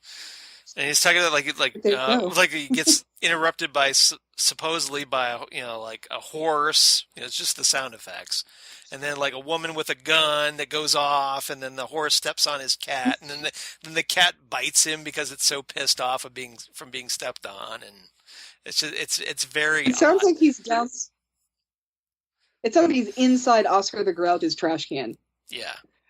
where, because I don't know if you remember about Oscar the Grouch, but he would go downstairs. It sounded like he'd go downstairs, and then he had a pet elephant and things like that. So you'd hear all these sound effects. It was very funny. Yep. It's theater, the panel theater is of the moderated. Mind. Yeah. The panel is moderated by Damon Lindelof of Lost fame. Right. And he just kind of came off as a pain in the ass to me in this. He starts out talking about how weird he was. Right. And I just think when people try to make a conscious effort to convince you what a weirdo they are, it's like, they're not really that weird. See, I'm one of you. I'm an outsider too. Yeah. Right. And he talked about so you're saying what he was like in high school, wearing vests and saddle shoes, listening to doo-wop, but wanting to fit in. I'm like, if you really were a weirdo, you didn't want to fit in. So yeah, exactly. I think he talked a little too much about himself. So you're saying he's essentially a poser, is what you're saying? I'm saying he tries too hard. Okay, that's fair. I'm saying he's trying too hard, and when you are moderating a Twin Peaks panel, nobody wants to hear about you. Yes. And granted, Lost did have quite a cult following, but I think they're very different animals, and nobody's here for you. And they had a good mix of new people to old people, and some of the interesting revelations that they had was that Matthew Lillard still has not watched Twin Peaks. At the time of that panel. Apparently a number of them hadn't. Like Tim Roth hadn't watched it. And it's kind of funny because when someone actually calls them out on that for not watching it, one of the fans that does the fan question. I love Tim Roth. He said in the 90s I wasn't doing the David Lynch thing, I was doing the Quentin thing. And I thought that was hilarious. Mm-hmm. That is very true. That's where he was. Yeah, because he was doing like Reservoir Dogs and Reservoir Dogs and Pulp Fiction. He was also in Pulp Fiction. Right. So I love you too, honey bunny. I love you, honey bunny. I love you too, pumpkin. But the stories of how they got the call and where they were when they found out Twin Peaks was coming back, I thought were fantastic. One of my favorites was Dana Ashbrook, because he and Cheryl Lee were on their way. Yeah, to a Twin Peaks convention. Twin Peaks convention in London. Yeah. And he got the call. He's like, I'm here with Cheryl. Can I talk to her about it? And they're like, yeah, but they couldn't tell anybody else, but they were both so excited to know that they were coming back, which I thought would have been adorable, because it's almost like, that to me feels like when you go back to your 20th high school reunion and you see like your high school boyfriend or something. Right. And, you're both married to other people now, but you're both like, oh, hey. So nice. So I think that must have been adorable to see the two of them just completely giddy with each other. I think that would have been awesome. Yeah, can you imagine if we don't know if it was like before or after. I think it was before the convention. So they had. Yeah. Can you imagine like them going to the convention? They're like, oh, we can't, like, not even hinting at this. Oh my God! Can you? They would be like, oh, I really miss Twin Peaks. They'd be like, yeah, me too. Yep. Yeah, it sucks, but it's no more. Mm-hmm. Like trying to stay cool. Somebody should really do something about that. Yeah, somebody should bring that back. I wonder if that's ever going to happen. Yeah, there's. Oh my God! I would have been so busted. Right. That's funny. I like that. Alive again, David Lynch would have called me up and yelled at me. There's a great anecdote, I guess, from Tim Roth, where he's talking about that apparently, he never met Lynch before, and apparently Lynch didn't know that he and Jennifer Jason Leigh worked together on The Hateful Eight. Yeah, that's right. And then they end up working together in this, which I thought was interesting, because I would have sworn that, like, you would think that with The Hateful Eight that Lynch would have been aware of that, but apparently not. So he might have been aware of it, but he might not. He just might not have seen it. I mean, I think the concept of Lynch living in his own world most of the time is a fairly easy concept to get behind. Well, especially after watching all these footage of him in these special features, you could definitely see that. Exactly, and Tim Roth said he'd never met David Lynch, but he'd met David Lynch's daughter. Right. So Jennifer Lynch, yeah. So, yeah. And a lot of other people. And Naomi Watts had not been in Twin Peaks, but she'd worked with David Lynch, and so that was it was an interesting group of people that were there, and I don't think they gave enough time to everybody, but that's the nature of No. a panel. Yeah, because I mean, obviously you're going to have your stars. Like obviously a lot of the questions were for Kyle MacLachlan, but Naomi Watts got a number of questions. Yes, she did get a number of questions, But and but you mean but people like that oh what's his name, Don Murray. Don Murray, yeah, Yeah, Don he Murray, kind of of just course. sat there. Yeah, he did. He kind of like, just, well, he's just like, he probably was like, he's probably never been to a Comic-Con panel or anything before in his life. So this is probably Yeah, like all new experience for him. Um, exactly. but, I did like the or guy he had who like asked. Everett McGill, who is, doesn't do this very often. I loved Everett McGill, and I didn't realize this, but after he mentioned it, I thought, yeah, I haven't seen you in quite a while. The last thing he did behind a camera was like 1999. So he hasn't really been on TV or in movies for quite a while. No. His story of David Lynch happening to call him at the time he was at the house he has that where he keeps old cars. Yeah, he was like working on a car at the time, out in the middle of nowhere, probably. Old house that he has for old cars, which I love. That the guy that plays Big Ed has a house just for old cars. I think that's fantastic. And he's like, I haven't heard this phone ring in like 10 years. And David, and he said that that coming back to work with David Lynch was very womb-like. That it was just so comforting. It was so sweet and nice and comforting. And I think that's an interesting thing about David Lynch, that everybody has this, and you can say this a lot about, I think weird people, that everybody thinks they're weird all the time. And they're not necessarily, they still have to eat 3 times a day. They still have to, go shopping for clothes. They still have to pay the water bill. They still have to do all the normal everyday people stuff. So I think that's an interesting thing about David Lynch, about, how everybody talks about how sweet he is and how much they love him. And he does kind of get in his own world and is very aware of his process. That was another thing they talked about in this panel, that Jim Belushi tried ad-libbing. I was going to bring that up because that's one of my favorite anecdotes, is where this fan asks, what added story material do cast members bring to each episode, and then Kyle does that Jim Belushi anecdote, which I thought was great. He's like, they don't. Right, and basically he tries something, and as soon as he's done with the line, David Lynch says, "Cut." Yep. Mr. Belushi, do you want to stay after class? Do I have to report you to the principal's office? And he's just like, nope. Yep. He's like, all right, I understand that this is not. Can you imagine how awkward that moment must have been on set? That is it. People. Oh my God. People are very stressed out these days. I would think so. But I thought that was it. Now, and this, I have, and I apologize if I get comments about this, but I sometimes have a real love-hate relationship with my brethren that is the geek culture population. I understand.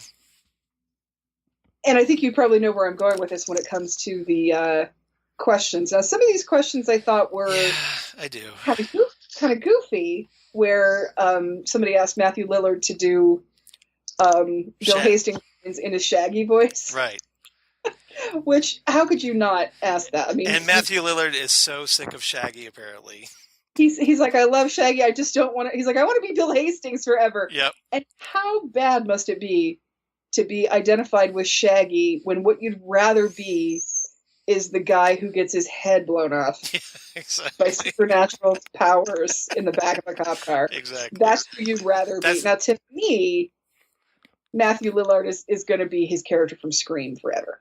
I mean, that's what I see most of the time. Right.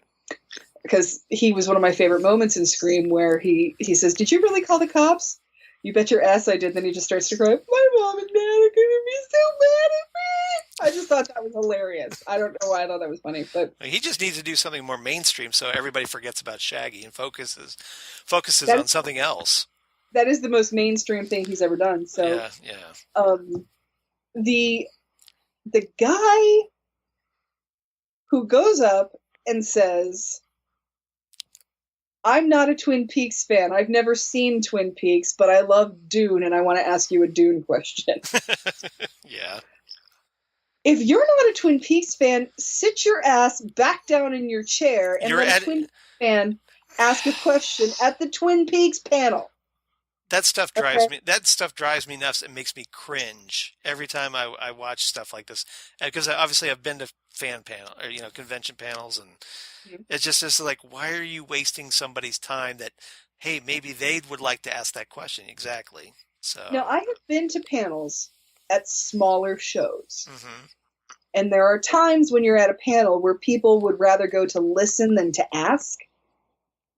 And so sometimes I've been at panels where I've been able to ask multiple questions because people are very quiet. I was at a panel one time with Mark McClure and Margot Kidder. Okay. And nobody was really asking a lot of questions. We had like 15 minutes left, and it was starting to get a little bit awkward. So I raised my hand and I said, can I ask a non-Superman question?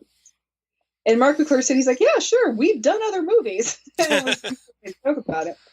And I asked him what Russ Meyer was like, what it was like working with Russ Meyer. For those of you who don't know who Russ Meyer is, Google him, especially if you enjoy boobies, you will enjoy Russ Meyer. If you want to find really large boobies pre-boob job, Russ Meyer's your guy.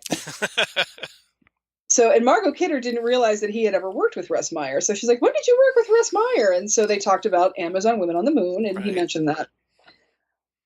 But the thing is, there were maybe 20, 30 people in that room, and there was a lull in conversation, and I had at least seen Superman.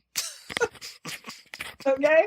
Yes. San Diego is gigantic, and these rooms fill up. Like, they have to close the door and lock people out. Sometimes you have to take a number to be able to get in. This is not just, Twin Peaks panel's going on, I guess I'll wander over there and see what's happening in that ballroom.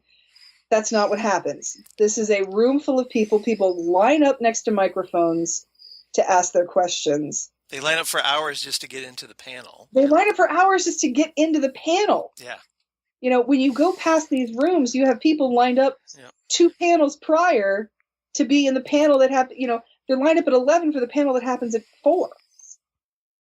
So why was that guy there? Why did you go to Twin Peaks panel when you've never seen Twin Peaks and ask a Dune question? Okay? That's just, that's not the arena for it, if you ask me. I personally think that if there's a bunch of other people waiting to ask questions about the show you're at the panel for, sit your ass down and ask Everett McGill that question later when he's signing. I don't know. But San Diego doesn't, San Diego does not have time for your crap. Well, the questions I noticed, like, as I was watching this, there's questions like, okay, who has made you feel starstruck? And who gives a shit? Exactly. It's like, we're here to talk about, let's try to stay on topic here, people. Can we try to talk? And I've also been to panels. I did a panel in Dallas where it was Jane Weedland, who I absolutely adore. From the Go-Go's, yes. From the Go-Go's, who was starting her own comic book, Lady Robotica. Oh, yeah, I remember that. I know it was Bill Morrison and Tony Rodriguez and some other people. I think Tony Flex was there too, talking about this new comic that they're doing. Well, it had not come out yet. Mm-hmm. So we tried to ask as many questions as we could about the comic, but there's only so much you can ask about a comic you've never seen. Yes.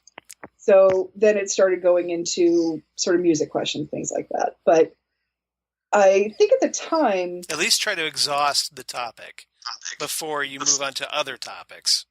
Try to exhaust the topic. And at the time of this panel, of this Twin Peaks panel, I know at least episode 8 had already aired because Matthew Lillard mentioned, he's like, did you all see episode 8? This is a weird TV show. Mm-hmm. So he referenced that, and I'm not quite sure where they were in it, but it had been on, like, about half of it had aired at this point. Yeah, I think about I want to say like 4 episodes had aired. No, because he mentioned episode 8. Oh, you know what? That's right. Yeah, I know you just said that, but yeah, okay. I was thinking it was just 4 episodes, but maybe I'm wrong. So at least 8 have aired, possibly 10. Okay. So there was at least things to ask them about. Yes, there was at least things to ask about, and I did like the guy in the Dougie cosplay. Yeah. With the green jacket and the tie and the guy I liked was the guy as Cooper with a pocket cassette recorder. Mm-hmm. And then he does the click. Yes. after asking the question, which was I like that. That was a good move.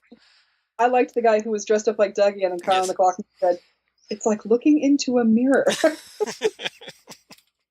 It was so good. And then I will say I did like Damon Lindelof's prompting him to say, "How would you like to greet these people?" And of course, Kyle MacLachlan went up and went, "Hello." Yeah, he teed that up nicely for him. That was a good setup. But yeah, some of these questions are like, "Why are you asking this? Right. Like, why are you here?" Yeah, I mean, they were asking stuff like, like, well, if Agent Cooper and Diane from Mulholland Drive were to get coffee, what would their conversation be like? It's like, how are they supposed to answer this? I mean, they're not writers. They're actors. They're actors. It's like they need the script to deliver this stuff. They can't just think this stuff off the top of their heads and entertain you. But right, exactly. And they're not going to create their own fan fiction for you in the next minute. So yeah. It's panels are a mixed bag for that reason, right? Because you do rely on the questions, but at the same time, some of the questions are and that's the problem, because with fans, like a lot of them are just naturally socially awkward, which is cool. I respect it. Right. I respect that, yeah. But as a result, they may not, because they're so socially awkward, they may not think of like, oh, hey, maybe I shouldn't be asking this question. Maybe. Well. And there's also that sense of tact, or that sense of appropriateness for the situation. Or yeah, right. Exactly. Well, and also for me, I'm sure you've heard me describe myself as a recovering music snob. Mm-hmm. And I just feel like going to a Twin Peaks panel and saying, "I've never watched this show, but I love Dune," is the movie and TV version of "I liked his early stuff better." Yeah. And you just want to say, okay, well, good for you. And this guy who asked the question probably is not listening to this podcast because he's never seen Twin Peaks, so why would he bother? Yeah, that would be... I don't think you have to worry about offending him. Is obviously too young to have been born when Dune or Twin Peaks came out. Well, you could have watched it on Netflix or something. I understand that, but I'm just saying it's not like he's been a David Lynch follower since Elephant Man or something. Yeah, right. He's not, it's not like he was there for Dune being released in the theaters and wondering why nobody went to see it, blah, blah, blah. So hashtag fake Peaks Geek, I guess. Just hashtag hasn't gotten there yet. It's one thing to, to use this in music terms. It's one thing to say, for example, you prefer the Smiths to Morrissey. Yeah. Because you thought Morrissey was a jerk when they broke up, or you like Johnny. Personally, I prefer the Smiths to Morrissey because I really like Morrissey and Johnny Marr. I like Johnny Marr's guitar playing. And there are some good Morrissey songs out there, but they don't have Johnny Marr's guitar. So that's where my preference lies. Okay, fair enough. But it's another thing to be like 15 and trying to say it, because the whole concept around "I like their early stuff better" is shorthand for saying I've been into them longer than you have. Right. And if there's no way you could have been into somebody when that happened, what's the point of saying it? When you were obviously born in either 1990 or after, like I said, this guy looked like he couldn't have been any more than 28 years old. Yeah. when all of it for you is going back on home video and watching it in the first place, what's the point of saying you like the earlier stuff better? Just to sound more self-important, I guess. I don't know. I guess. And, I know I've been guilty of it myself sometimes. I really do love the Beatles' pop music more than their psychedelic music. Right. Partially because I love the movies so much. But I'm not going to try and break that down into earlier or later because it doesn't matter anyway. I was not born for 6 years after the Beatles broke up. Right. Doesn't matter. Doesn't matter if I like the early stuff or the later stuff better. It was all over by the time I even got there. So who cares? See, I'm weird. I like both the pop music era and the psychedelic era. I like them both, but if you gave me, those two best ofs, the blue one and the one, you prefer the pop. I would pick the Right. the earlier years over it. If you said put on some Beatles, right, that's what I do. Right. Okay. You prefer, the early '60s Beatles to the late '60s Beatles. Help is like my favorite Beatles thing ever. The movie, the album, I love all this. But I also love Yellow Submarine. I'm not going to say I don't love it, but I'm saying when it comes to that kind of thing, I mean, if we're going to break it down in movies, Help is my favorite. But yeah, just that whole concept of I like his earlier stuff better. The point of that statement is to say, I've been into it longer than you have. I was, he sold out after blah blah blah or whatever. It's like if you weren't even there, why do that? And if you don't even watch the TV show, don't. It's a douche move, basically. Don't waste somebody's time. Somebody who's been really into Twin Peaks and would have loved to ask a Twin Peaks related question could have been right behind you and could have been cut off from the question line because of your stupid question. Right. And I don't know why that guy got under my skin so much, but it's like apparently he did. when you think about and this this is rolling into a bunch of different con culture, nerd culture, all that stuff. So I know I'm going on about it, but just to think of the work that guy did to go to this panel and ask a Dune question. He wasted his day. He wasted his day lining up for that panel, sitting in that panel. No, he probably doesn't see it that way because he probably figured, well, I got what I wanted. Mm-hmm. Yeah, he probably does. To the detriment of everybody else, but he doesn't see it that way. It's just more. Yeah. It's just more like, okay, I satisfied my own curiosity, regardless of how it may have affected you. Mm-hmm. So, right. That kind of being self-absorbed. Yes, kind of being self-absorbed. Exactly. Yeah. So anyway, Twin Peaks panel at San Diego. Yeah. Interesting stuff. Some douchey people. Worth watching. Yeah, it is. And there was apparently we found out there's 7,000 fans there, so that was cool. Oh yeah, that's fantastic. Yeah, that's pretty awesome. So not bad for a show that's been around for 25 years. No, not bad for and if you noticed, those were mostly young people. Yeah. There weren't a lot of 40 to 45-year-olds. No. And I think that's a testament to Netflix, that a new generation, which is what you want, because if you don't have the new generation, the show isn't going to survive, or the fandom is eventually going to get old and die out. You have to replace the people that kind of lose interest with a brand new group, and so. Right. And so it's kind of good that we're actually getting second generation Twin Peaks fans now. Mm-hmm. I think that's wonderful. It is great. I don't think you should show it to your 9-year-old, but I think it's wonderful. Yeah, don't show it to your 9-year-old. Just show them The Shining instead. No, I'm just kidding. Yeah, that's way less scary. Yeah, exactly. I'm totally being facetious about that. So disc 3 and 4, 5 and 6. Again, those are the episodes, so nothing really much to cover there, although it's just great to have the episodes, and they look great, they sound great. Oh, they look fantastic. Yep. Disc 7, which has the stoplight menu. This has parts 17 and 18, the final 2 episodes, and of course the combined 17 and 18. So Zan can enjoy another 2-hour. 2 whole hours of Twin Peaks. Yep. I can't ask for anything better, in my opinion.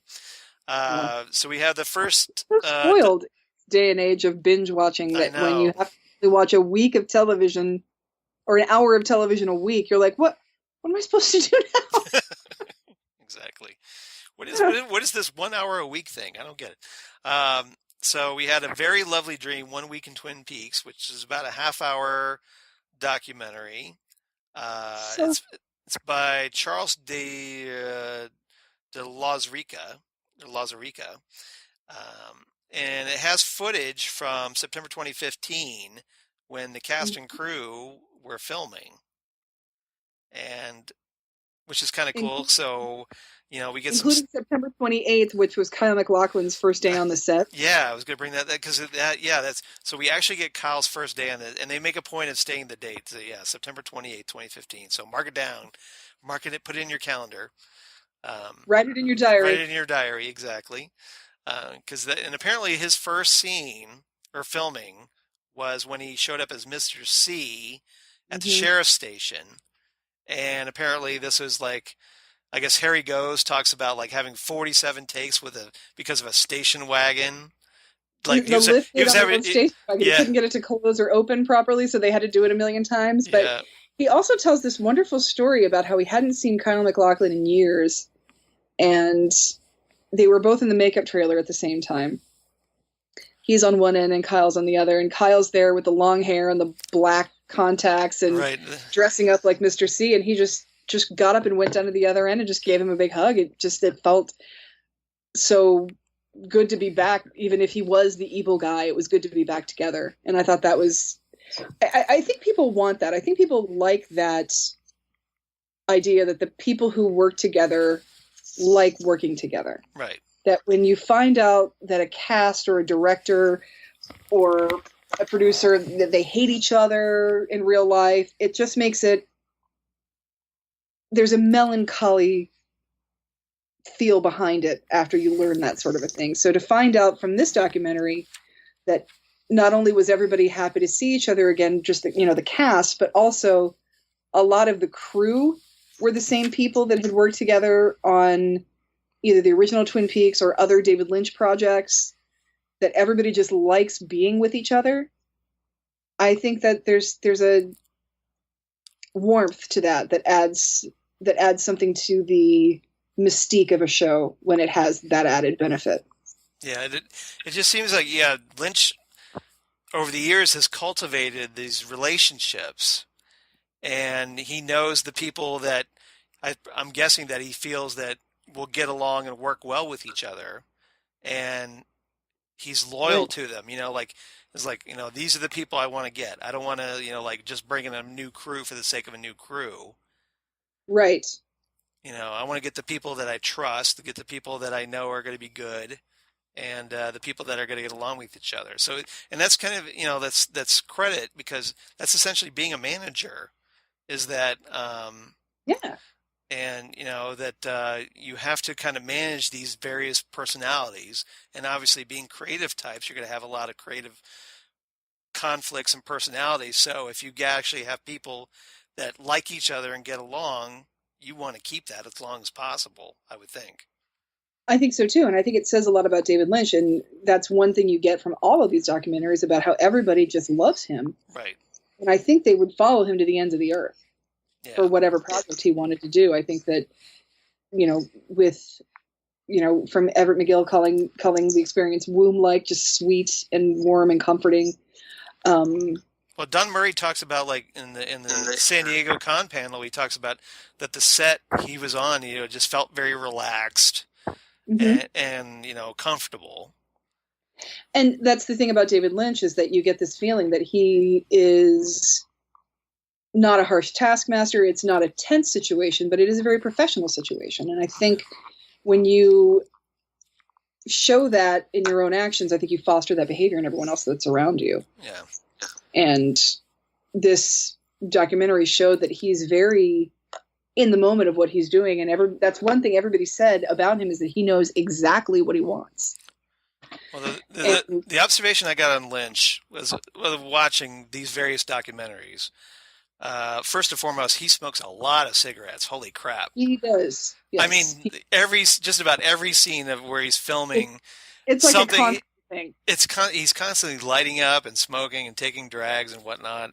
And then, other than that, but he's hands-on.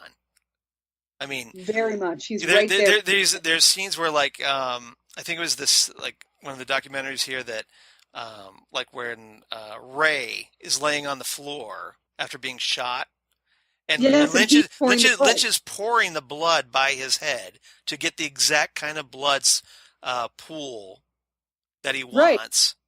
He sort of gently helps Ray's head up off of the ground, pours the blood, puts it back down gently. Yeah, he knows exactly what he wants, and he's willing to do what he needs to do to get what he wants. And I think, again, that's the kind of thing that fosters that behavior with everyone around you, that if you know what you want and you know how to get it and you're willing to try for it, people are going to be willing to try for you.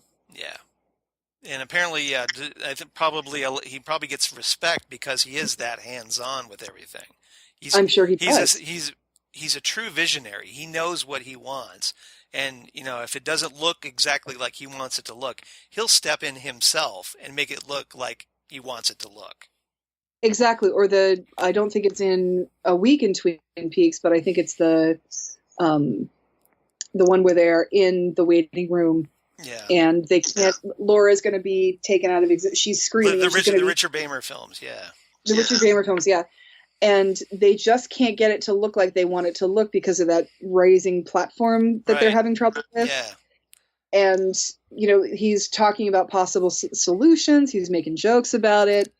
And they're going to figure it out, but he's going to be part of figuring it out. He's not going to say, go do this and then show me what you've got. He's going to be part of that. He's not Mr. like, okay, you take care of this for me. You just He's like, we're going to figure this out. Yeah. And he actually means a literal we, not a royal we. Yeah. He's going to be there if he needs to be there to fix it, to come up with a solution as well. Yeah. Now, there were some moments, obviously, during the production that we saw the behind-the-scenes filming where he gets really touchy and kind of, that little uncomfortableness. And there was this one part, I think it was during the San Diego Con panel where Kyle MacLachlan's talking about this, where he said that, that David's like, he's talking about him being like a true artist, and he talks about like, but there's a place where David goes that nobody can touch him there. Nobody can reach him there. Right. We just, you just have to let him be there by himself. You can't connect, you can connect to David, but there's this part of him you can't connect with. The artist part. The artist part. The artiste, And I think we've seen that in other David Lynch behind the scenes stories, especially since we know that part of David Lynch's creative growth was, in fact, seeing a naked, battered woman walking down the street. Right. And I think that does something to a kid internally that makes them apparently have a lot of internalizing. I can see someone internalizing that and turning it into something all their own. Right. David Lynch also, I want to say this is in the extra features of Eraserhead 2000, that DVD release, or possibly the Criterion release of Eraserhead. I have both of them, so I forget which one's which. I'm sorry. That's okay. But he talks about when he was working on that movie, he was living on the set. And there was a room there that had no windows that he slept in, that unless you turned on the one bare light bulb, it was complete blackness. And he said it was perfect. It was so restful. There were no outside distractions. You were just there with your own thoughts, and you could sleep really well because there was no light coming in. There wasn't a lot of noise. And I remember hearing that thinking, wow, that's like the ultimate sleep experience. You have no extra sensory. I was just saying, it's almost like a sensory deprivation chamber. Yeah, that's exactly what it was like. So he said he felt like he could leave the physical Eraserhead world, and then as he drifted off to sleep, sort of. So it goes all altered states.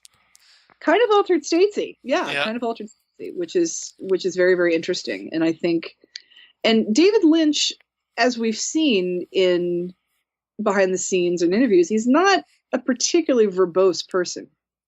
It's also evidenced in some of his script writing too. Right. So the idea that he has a very internal creative process doesn't surprise me in the slightest. No. But again, he comes off as like this pure visionary. I mean, like, he knows what he wants and he goes after it. So, and that's probably why he's such a strong creative force as a result. That Yes, he knows what he wants and he goes after it. So I thought, so that was interesting. Let's see what else. Let's talk some other real quick highlights of this. I think it's funny. Harry Goes was talking about getting his ponytail cut. That cracked me up. The idea of Harry Goes coming in with a ponytail, right? probably just like dude, it's the 90s are over. You have to cut that ponytail off. Well, and there's just like this is not what Andy would be wearing. No. You got to cut it off. He's like, all right, whatever. Yeah. So I thought that was good. That was great. One of the more interesting like filming stuff, behind the scenes stuff was I thought was the filming of Richard at Sylvia's house. Oh, and Harry Goes talking about how that was Eamon Farron, who played Richard. He was watching that scene and how he said, here's this beautiful kid just being horrific. And it really is, even when there are cameras and you're seeing the behind the scenes of it, you're still really tense because Johnny's still there tied up to the chair and falling over, and you know that he's horrible. Horrible. It pretty much feels just as unpleasant watching the behind the scenes stuff as it did watching the actual episode. It was probably worse because you were probably there and you could feel the reverberation of the air when he was yelling. Right. And when you hear Johnny yelling, trying to get up and knowing something bad is happening to his mother and he can't do anything about it, it's probably that energy probably makes it even tenser. Probably. That was fantastic. Then we got one of the other notable things I thought was the night filming of Michael Cera as Wally Brando. I like that he did that. He did in one or two takes. Like the entire speech. You find out he did the entire speech in one take, and then Lynch asked him to do it again. Yeah. Can you imagine? Okay, can you give me one more of that? Yeah. Just one more, just for just to be on the safe side. Yeah. So that was pretty funny. Week in Twin Peaks was actually was fascinating, and one of the fascinating things about it to me was this was in the Richard Beymer films. The Richard Beymer films I loved. Yeah, that's what I was going to talk about next. Yeah, I love the Richard Beymer films because he did the behind the scenes thing with David Lynch previously in India. And so him doing the behind the scenes filming was interesting to me because it was very much from an actor's perspective. He was showing the behind the scenes process of the actors rather than what kind of film are they using? What kind of cameras are they using? What are the costumers doing? What are the makeup people doing? It's a very much from an actor's perspective.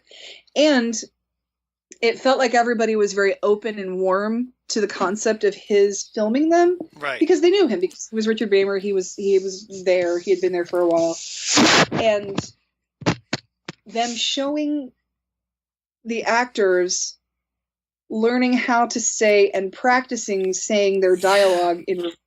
Yeah, because this is the filming of this stuff in the Red Room in the Black Lodge. I want that app. I want the phone app, whatever they're using. What is it? I want it. I tried to look at it.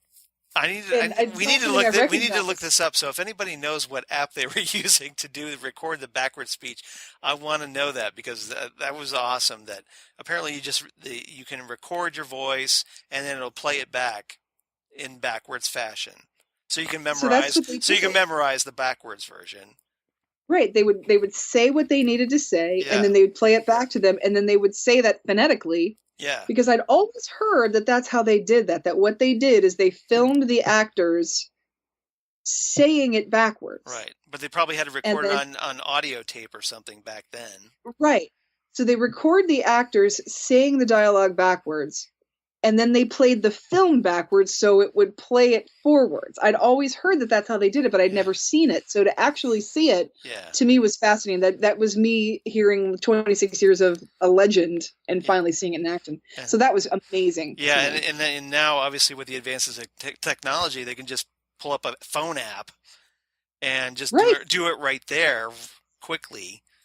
And they have it written out, and then they hear it phonetically, and they practice it, and they say it was amazing to see how that worked. Yeah, that was cool because we got to see that with Shirley and Ray Wise, and that was cool. That was cool.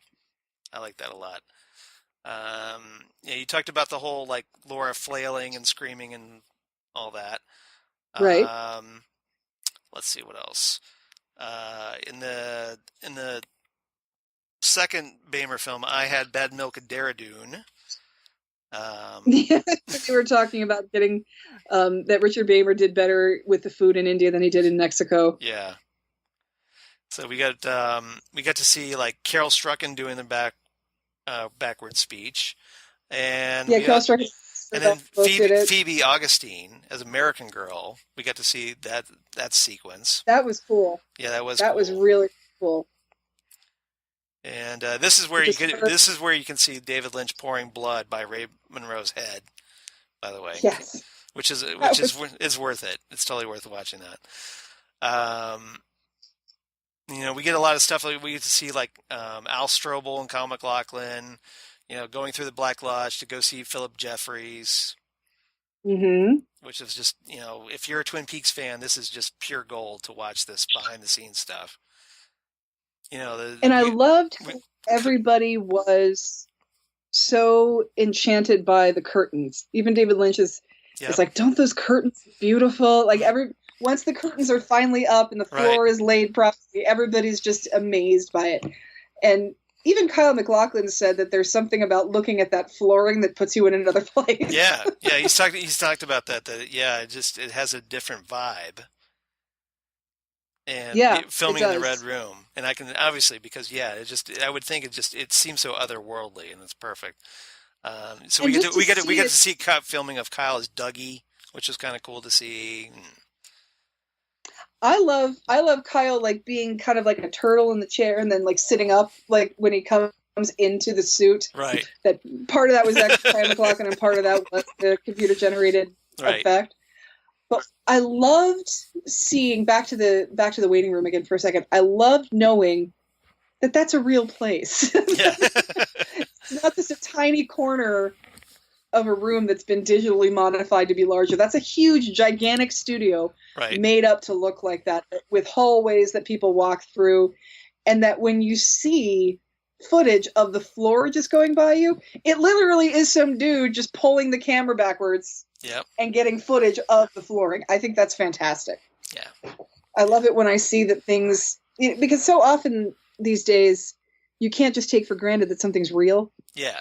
And when something is actually real, it just seems even more magical than if it was computer generated. Well, now it just seems like almost a cop out to do it in CGI when you actually film it real. It seems like it has more gravitas, I think.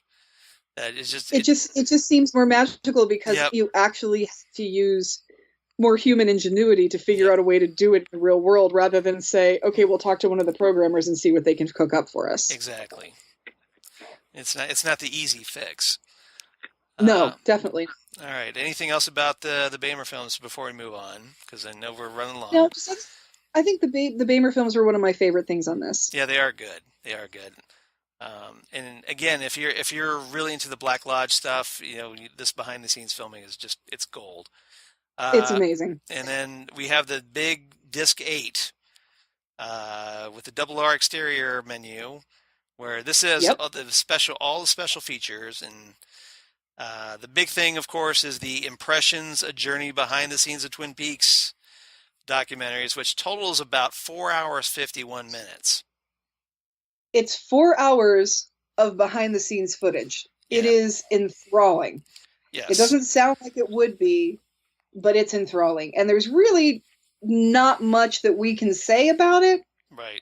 Other than my favorite part of this was when Laura comes on set, dressed up like she was in 1992, and everybody is floored. Right. Everybody's just blown away at how she looks like she looked. And I think that is, again, a testament to how magical, the collaborative art of filmmaking really is, where you have the costume people and the makeup people finding the same fabrics, materials, hair, and making her look just like she did in Fire Walk with Me.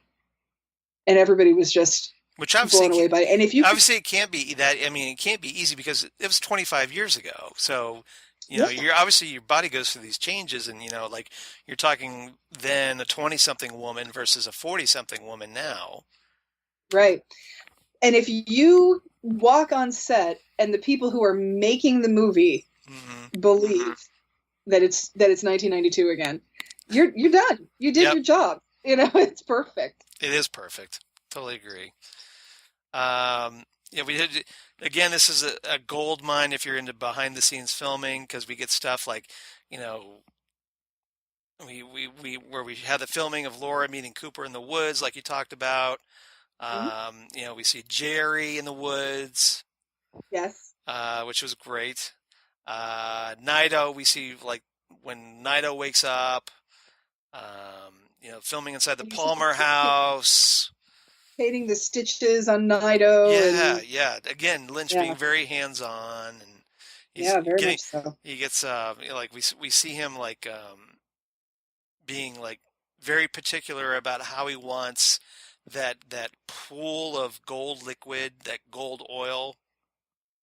That's outside, presumably the White Lodge.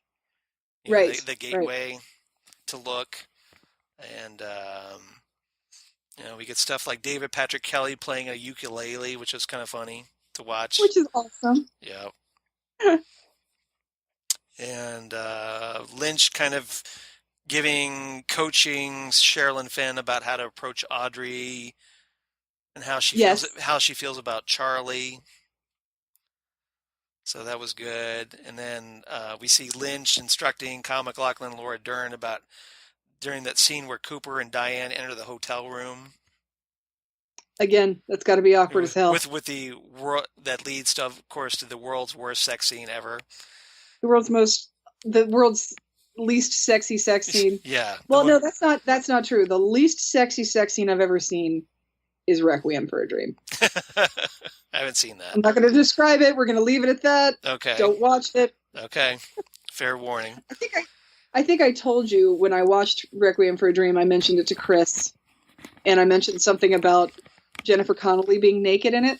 Mm-hmm. And he went, ooh. And I said, no. This does not make you happy. Oh. Just like, ugh. This is not a nude scene that you're going to enjoy, trust me. That's funny. Well, I'll take your word for it. I haven't seen it, so I'll take your word for it. Oh my God. But now I have to look it up because you made me curious about it. Oh, it's not good. So let's see. We get some other stuff that we get on this disc. We get to see Matthew Lillard as Bill Hastings in his cell, confessing to Phyllis, his wife. Mr. C arm wrestling Renzo, which I thought was good. Sam and Tracy being murdered. That was a good bit of fun to watch. Oh yeah. And then Lynch, like we see Lynch sketching out Philip Jeffries' Tin Machine. Yeah, that was really cool. And he's carving out like a spout out of foam. To show what he wants, which I thought was again, he's so hands-on.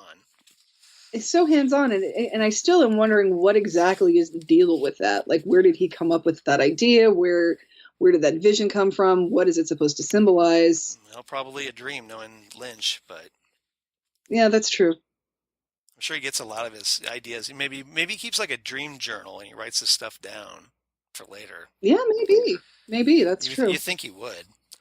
And then we see, I guess later on, we see him like dropping by the retro radio station with the Woodsman, and I guess he's like marveling at like an old theater. this is where the fireman is. Which was very bizarre to see that in color. Yeah. Because it's, of course, in episode 8, it's black and white. Right, and right. there are some photos in the still photo gallery, which I think were on disc 7, of the old theater and the firemen and Senorita Dido, Joy Nash, in color. And it doesn't look right. It doesn't look right because you're so used to the black and white. There's something about the black and white that makes it so much more striking, so much more contrast to them. Well, I think probably because, if it's supposed to look like it's from like an old 30s movie theater, right? Then it makes sense. Then it makes sense to show it in black and white. It does, and there's something about the black and white that is just so much because it feels more period, more striking. Yeah, more period and more striking. Because when you have the color, then there's so many more layers to the imagery. But when it's the black and white, it's just the black and white in the shapes. And black and white is much more atmospheric. Very much so. It has that old Hollywood feel to it. Right, and that old Hollywood feel is, at least for me, is very enchanting. Yeah, because it was a much more glamorous period of filmmaking. And it was more glamorous. It was, on the outside it was more glamorous. yeah. There's a lot of like seedy Hollywood stories, but from that period, but a lot of drug use and a lot of people's dogs getting killed so they'd cry. I mean, some really bad shit went down. Yes, but yeah. You think Harvey Weinstein was bad, which he is. Well, yeah, he could have fit in the 30s. Oh yeah, totally. Yeah, he's definitely born too late. Because we still have to deal with him now. Yeah, exactly. Like if he was born earlier, if he had been born earlier, he would be dead. So we wouldn't have to deal with him. He is a vicious bastard, and I'm glad you did. I'm glad you did. Yeah, exactly. So, but just something about the design and the style is just so cool, so incredibly cool. I love 30s Hollywood. Well, I love Art Deco design. So I love that whole look. Chris was watching some of the behind the scenes stuff with me in the Black Lodge, and when they were setting it with the chairs and the lamp, he just looked at me and said, "How bad do you want those chairs?" I said, "I can't even describe it in words." He knows you so well. Those are like the ultimate pieces of furniture, those 2 chairs. Like, I would gladly sacrifice you for those chairs now. Yeah. That's fine. If the house is on fire and it's me or the chairs. Tough luck. Sorry about your luck. Sorry, honey. You have legs. You can try and make a run for it. Yep. I'm saving the chairs. All right. Let's see what else. I guess he stops by the Twin Peaks Sheriff's Office, Lynch does, and he contemplates a hole in the floor where I guess there's like the fire jets are about to come up, and then he's talking to his assistant about, bring me a dozen eggs and some cream corn. Then he gets down on his knees by the hole, and then he starts smearing it with this goo. God. Garmin Boziak out of the floor. You know what I thought was really interesting? Yeah. Was that, and I'm curious as to which came first, but the sawmill that was outside of Snoqualmie where they were filming is also gone. Right. So not only is the Packard sawmill shut down, but the sawmill that was outside of the one for real outside of Snoqualmie is also shut down. Yeah, they talk about that the sheriff's office, the station, I guess, or the location, or I guess, used to be the sawmill. Right, it was a building across from the sawmill. Right. And that's closed now. And I thought, I wonder which came first. Was it a coincidence, or was closing the Packard sawmill partially because this sawmill, the actual Snoqualmie sawmill, which I am assuming is the sawmill that's in the opening credits of the original series. You would think. but I don't know. Yeah, I know. Yeah, I don't know. But I thought that was interesting that in both the story and in real life that sawmill is no more. Yeah, maybe there's some Peaks geeks out there that know this, but yeah. Let's see what else. More of like Audrey rehearsing, yelling at Charlie. It was kind of cool to see Sherilyn Fenn as Audrey. More of that. I'm sure you love that. Loved it. Loved it. There's a bit later in this segment called "A Bloody Finger in Your Mouth," where Lynch is working with Laura Dern, and he's guiding her exaggerated facial expressions. And he stands right next to her, like with like a handful of raw bread dough, molding it around her face. So gross. He gets what he wants, but his methods are a little unorthodox. Yeah. Again, this is the artiste here. But yeah, so I guess he's almost like he's shaping what he wants, which is weird. Right. And some other stuff, I guess. We get to see like, the whole rap party stuff where like Kyle finishes up his filming as Dougie, and then he finishes up as Mr. C, and so, which was kind of nice. And then like they're thanking each other, him and Lynch, with everybody around, and so that was good. Because it's interesting how Kyle MacLachlan, I mean, really the most well-known things, well, not the most well-known things he's known for, but his first movie was a David Lynch movie. Right. And then the first time he was, possibly the only time he was in an Oscar-nominated movie was a David Lynch movie. So a lot of his career is David Lynch-centric. So, yeah. And then again, of course, he got Golden Globe nomination for Twin Peaks. As well he should have. Yeah, should have won. He should have won, but the Emmys are still possible. So, well, the Emmy nominations were out, and he didn't get nominated. He didn't get nominated? No, he didn't get nominated. I did not see that. Oh my God! Wait, he played 3 roles, people. I know. You're talking. You're preaching to the choir, but no, he didn't get nominated. I pretty much only watch the Oscars these days. Oh wait, no, I take that back. Well, maybe they haven't had the Emmys yet. I was thinking the Oscars. I'm sorry. Oh, okay. They just had the Oscar nominations. I'm sorry. I'm thinking they haven't had they haven't had the Emmys yet. Yeah. Yeah. But because obviously the season's still going on, so yeah, they haven't had the Emmys yet.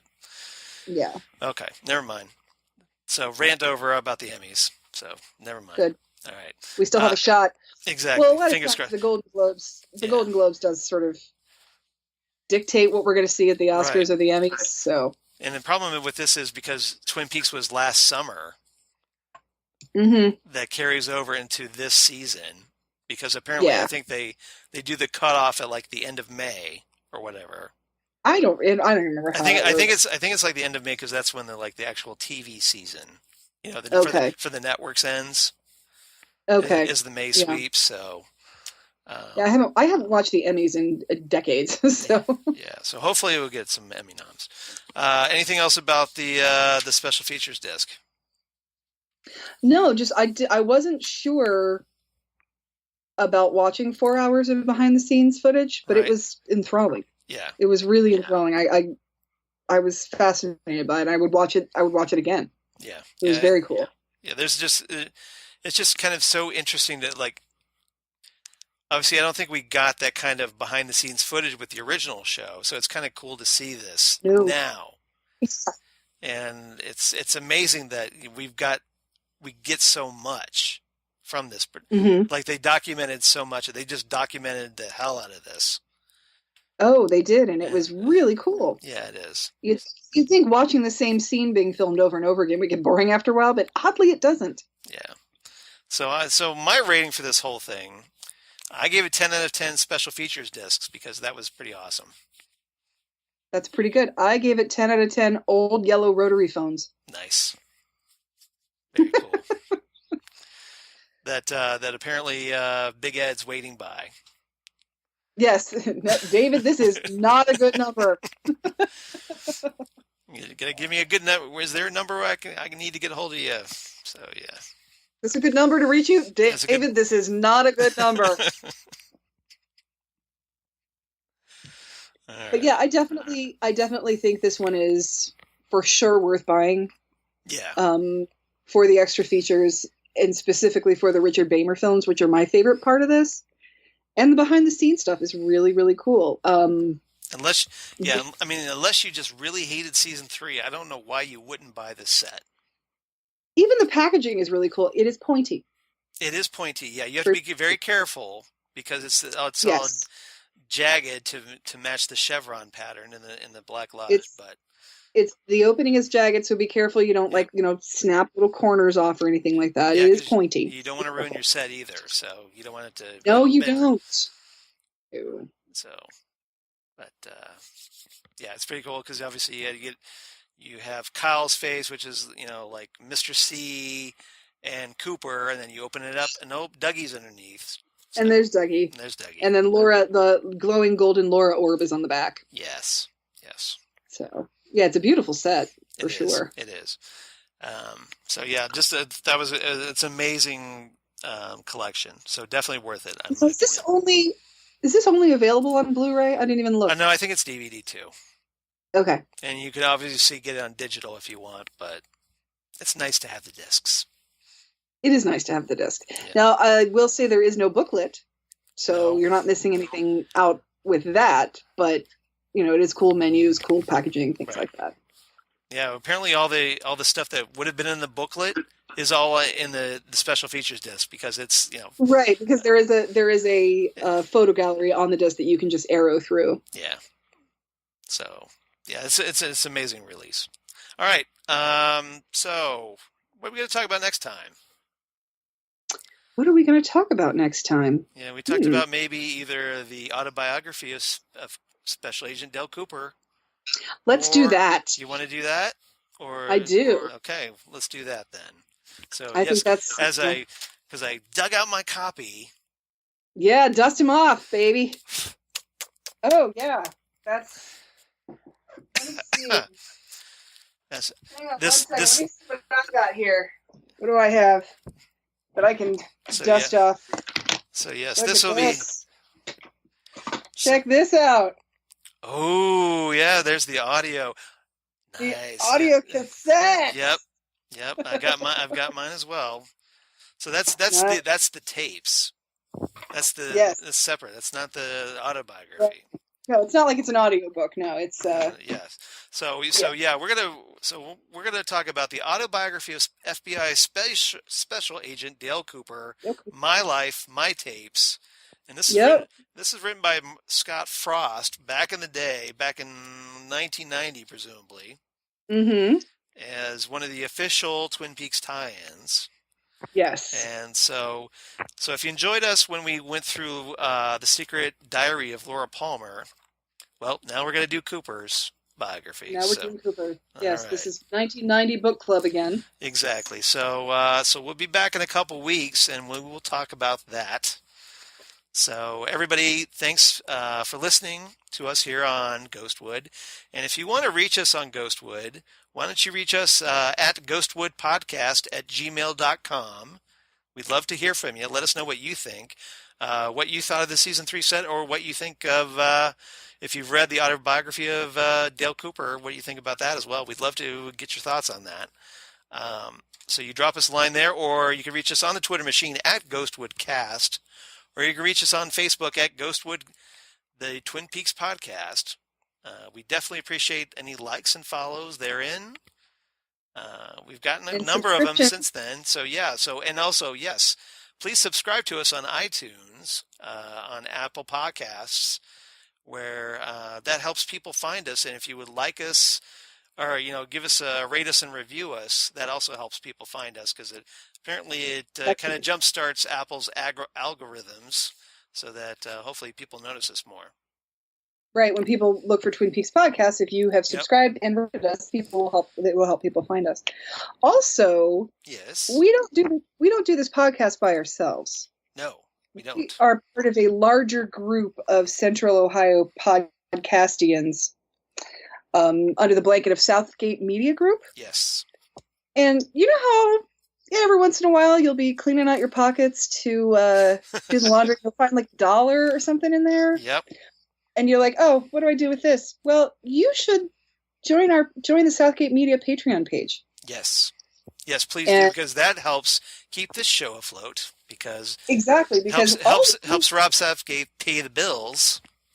All we do is talk, and then we send files to Rob and say, make this happen and turn it into podcast magic for us, please. Yes. So the Southgate Media Group Patreon group you can find on Patreon, and it's like every other Patreon where it's a donation a month, and at certain levels you get certain things, and even if it's just $1, that's $1 that goes towards keeping the bandwidth. Exactly. So if I am a Patreon subscriber to Southgate Media, because once you start looking around over there, like Charles does, what do you do, 40, 50 podcasts? It certainly seems like it, doesn't it? And I do 3 other podcasts for the Southgate Media Charles does a total of 4, and there are a lot of podcasts that Southgate Media produces. And some might say 4 too many, but well, I would only say 3 too many. Oh, that's true. I would hope so. But then again, I wouldn't, because then there's Doctor Who, yes. Which, of course, you want to listen to that. And then you do comic book stuff, which, of course, pays my bills. Right. So, exactly. Everybody, please go see Black Panther when it comes out. I really appreciate it. That'd be great. Special plug. Ding. Yes, exactly. Black Panther is coming out soon. Coming out February 16th in theaters now. Yes, February 16th in theaters. Go take your Valentine to see it, because Valentines love good action movies. But take a look on the Patreon page as to what Southgate Media has to offer. There are a lot of people geeking out. Exactly. On under Rob's watch. So after you're done listening to Ghostwood, because obviously you want to listen to Ghostwood first. Of course you do. Yeah, and then maybe you can listen to like Next Stop Everywhere and Fandom Zone and upcoming Titan Talk, the Titans podcast, just saying. Right. But after you're done with those, then check out those other Southgate Media Group podcasts, because there's lots of them, and there's tons of lots them. of good and stuff. Like I said, we don't do all the work. Rob does all the work. I mean, we just, Yep. Charles, I do nothing but talk. Charles records it, sends it to Rob, exactly. And then Rob does podcast land magic. So just consider, $1 or $2, if you want to come in at the $5 level, that'd be awesome. Yep. Just to sort of keep things rocking, because, we like to keep the podcast free, but podcasts aren't free to do. Exactly. So, you know what I'm going to say? What are you going to say? Save your money on the new Taco Bell nacho fries and send it to us, because they're not good. You give them a thumbs down. They're not great. They're not that good. You're not feeling the taco fries. I'm not feeling the nacho fries, because what they do is you're eating the nacho fries and all you're thinking is, I really wish these were chips. So nacho fries, they're $1, save yourself the mediocrity, and right. Send us your $1. Put it to a good cause. I think you'll enjoy it more. Put it to a good cause. It'll at least last longer. Exactly. Because gosh knows our podcasts are very as long as we do, it's not enjoyable. Exactly. So do the nacho fries, do they give you like 2 hours of satisfaction like we do? I don't think so. No, they give you about 10 minutes of satisfaction, and if it lasts 2 hours, it is not satisfaction. Yeah, it's probably more like heartburn or indigestion, but it's either heartburn, indigestion, or cold fries. Nobody likes cold fries. Nobody likes cold fries. All right, so nope. Zan, where can they reach you on the interwebs? I am on the Twitter yes. at Udinax19. Yes. Which is probably the best way to reach me right now, because I've been told by some people that my Facebook has like super duper privacy settings that I wasn't aware I set up. So I'm going to take a look at that. I am on the Facebook as Zan Sprouse, but it's apparently I have no photos. So people don't know who I am, but I am on the Twitter. Yes. Udinax19. Check that out. I'm checking that quite a bit. Go follow her. She's awesome. Follow me on the Twitter. Yeah. And you'll occasionally see some good humorous moments. Yeah, please do. As for me, I'm also on the Twitter at Charles Skaggs, or at Charles Skaggs on the Instagram. Google Plus for all you crazy kids on the Google Plus. Facebook, of course, at Charles Skaggs. And my blog at Geeky Things. Damn good coffee. And hot. Damn good coffee and hot. Where I talk about all the stuff that we talk about here on Ghostwood, Twin Peaks, and whatnot. And all the other podcasts that I do for Southgate Media Group. Which, of course, is the Phantom Zone podcast. Next Stop Everywhere, the Doctor Who podcast, and the upcoming Titan Talk, the Titans podcast, where we talk about the upcoming Titan series on DC's new digital service that's coming up soon. So that's please, very interesting. Yep, exactly. So as a longtime Titans fan, so I'm definitely looking forward to that. So if you're into comics and sci-fi, check out my blog. And thanks for everybody who's checked it out. And thanks for checking out my other three podcasts. Excuse me. I really appreciate it. And also thanks for checking out Southgate Media Group, because supporting them supports us. So we appreciate the reciprocity that we get back. And I love Patreon because it's people supporting people right with the things they love. Yeah. It's not, you're not supporting us by like buying products you don't need. You're not right. supporting us by, watching a network you don't like. You're just supporting who you like. And, I have a few Patreon donations going every month, and I love it. I love that. I know that means the thing I like is, that I'm giving something to the thing I like directly to it. And I think that's awesome. I love Patreon awesome. For that. Exactly. Couldn't have said it any better, which is why I have you. So I don't have to say it. See how that works? That's our corporate machine from Columbus, Ohio, in our own little way. Exactly. It's a direct way to show support for creative outlets. Sounds good to me. All right. So next time, we're going to talk about the autobiography of SBI Special Agent Dale Cooper, My Life, My Tapes. So hurry. So you may have to kind of dig a little bit for this one if you don't have a copy. Hopefully, I don't know if it's available in ebook or not, but maybe there's a PDF out there somewhere.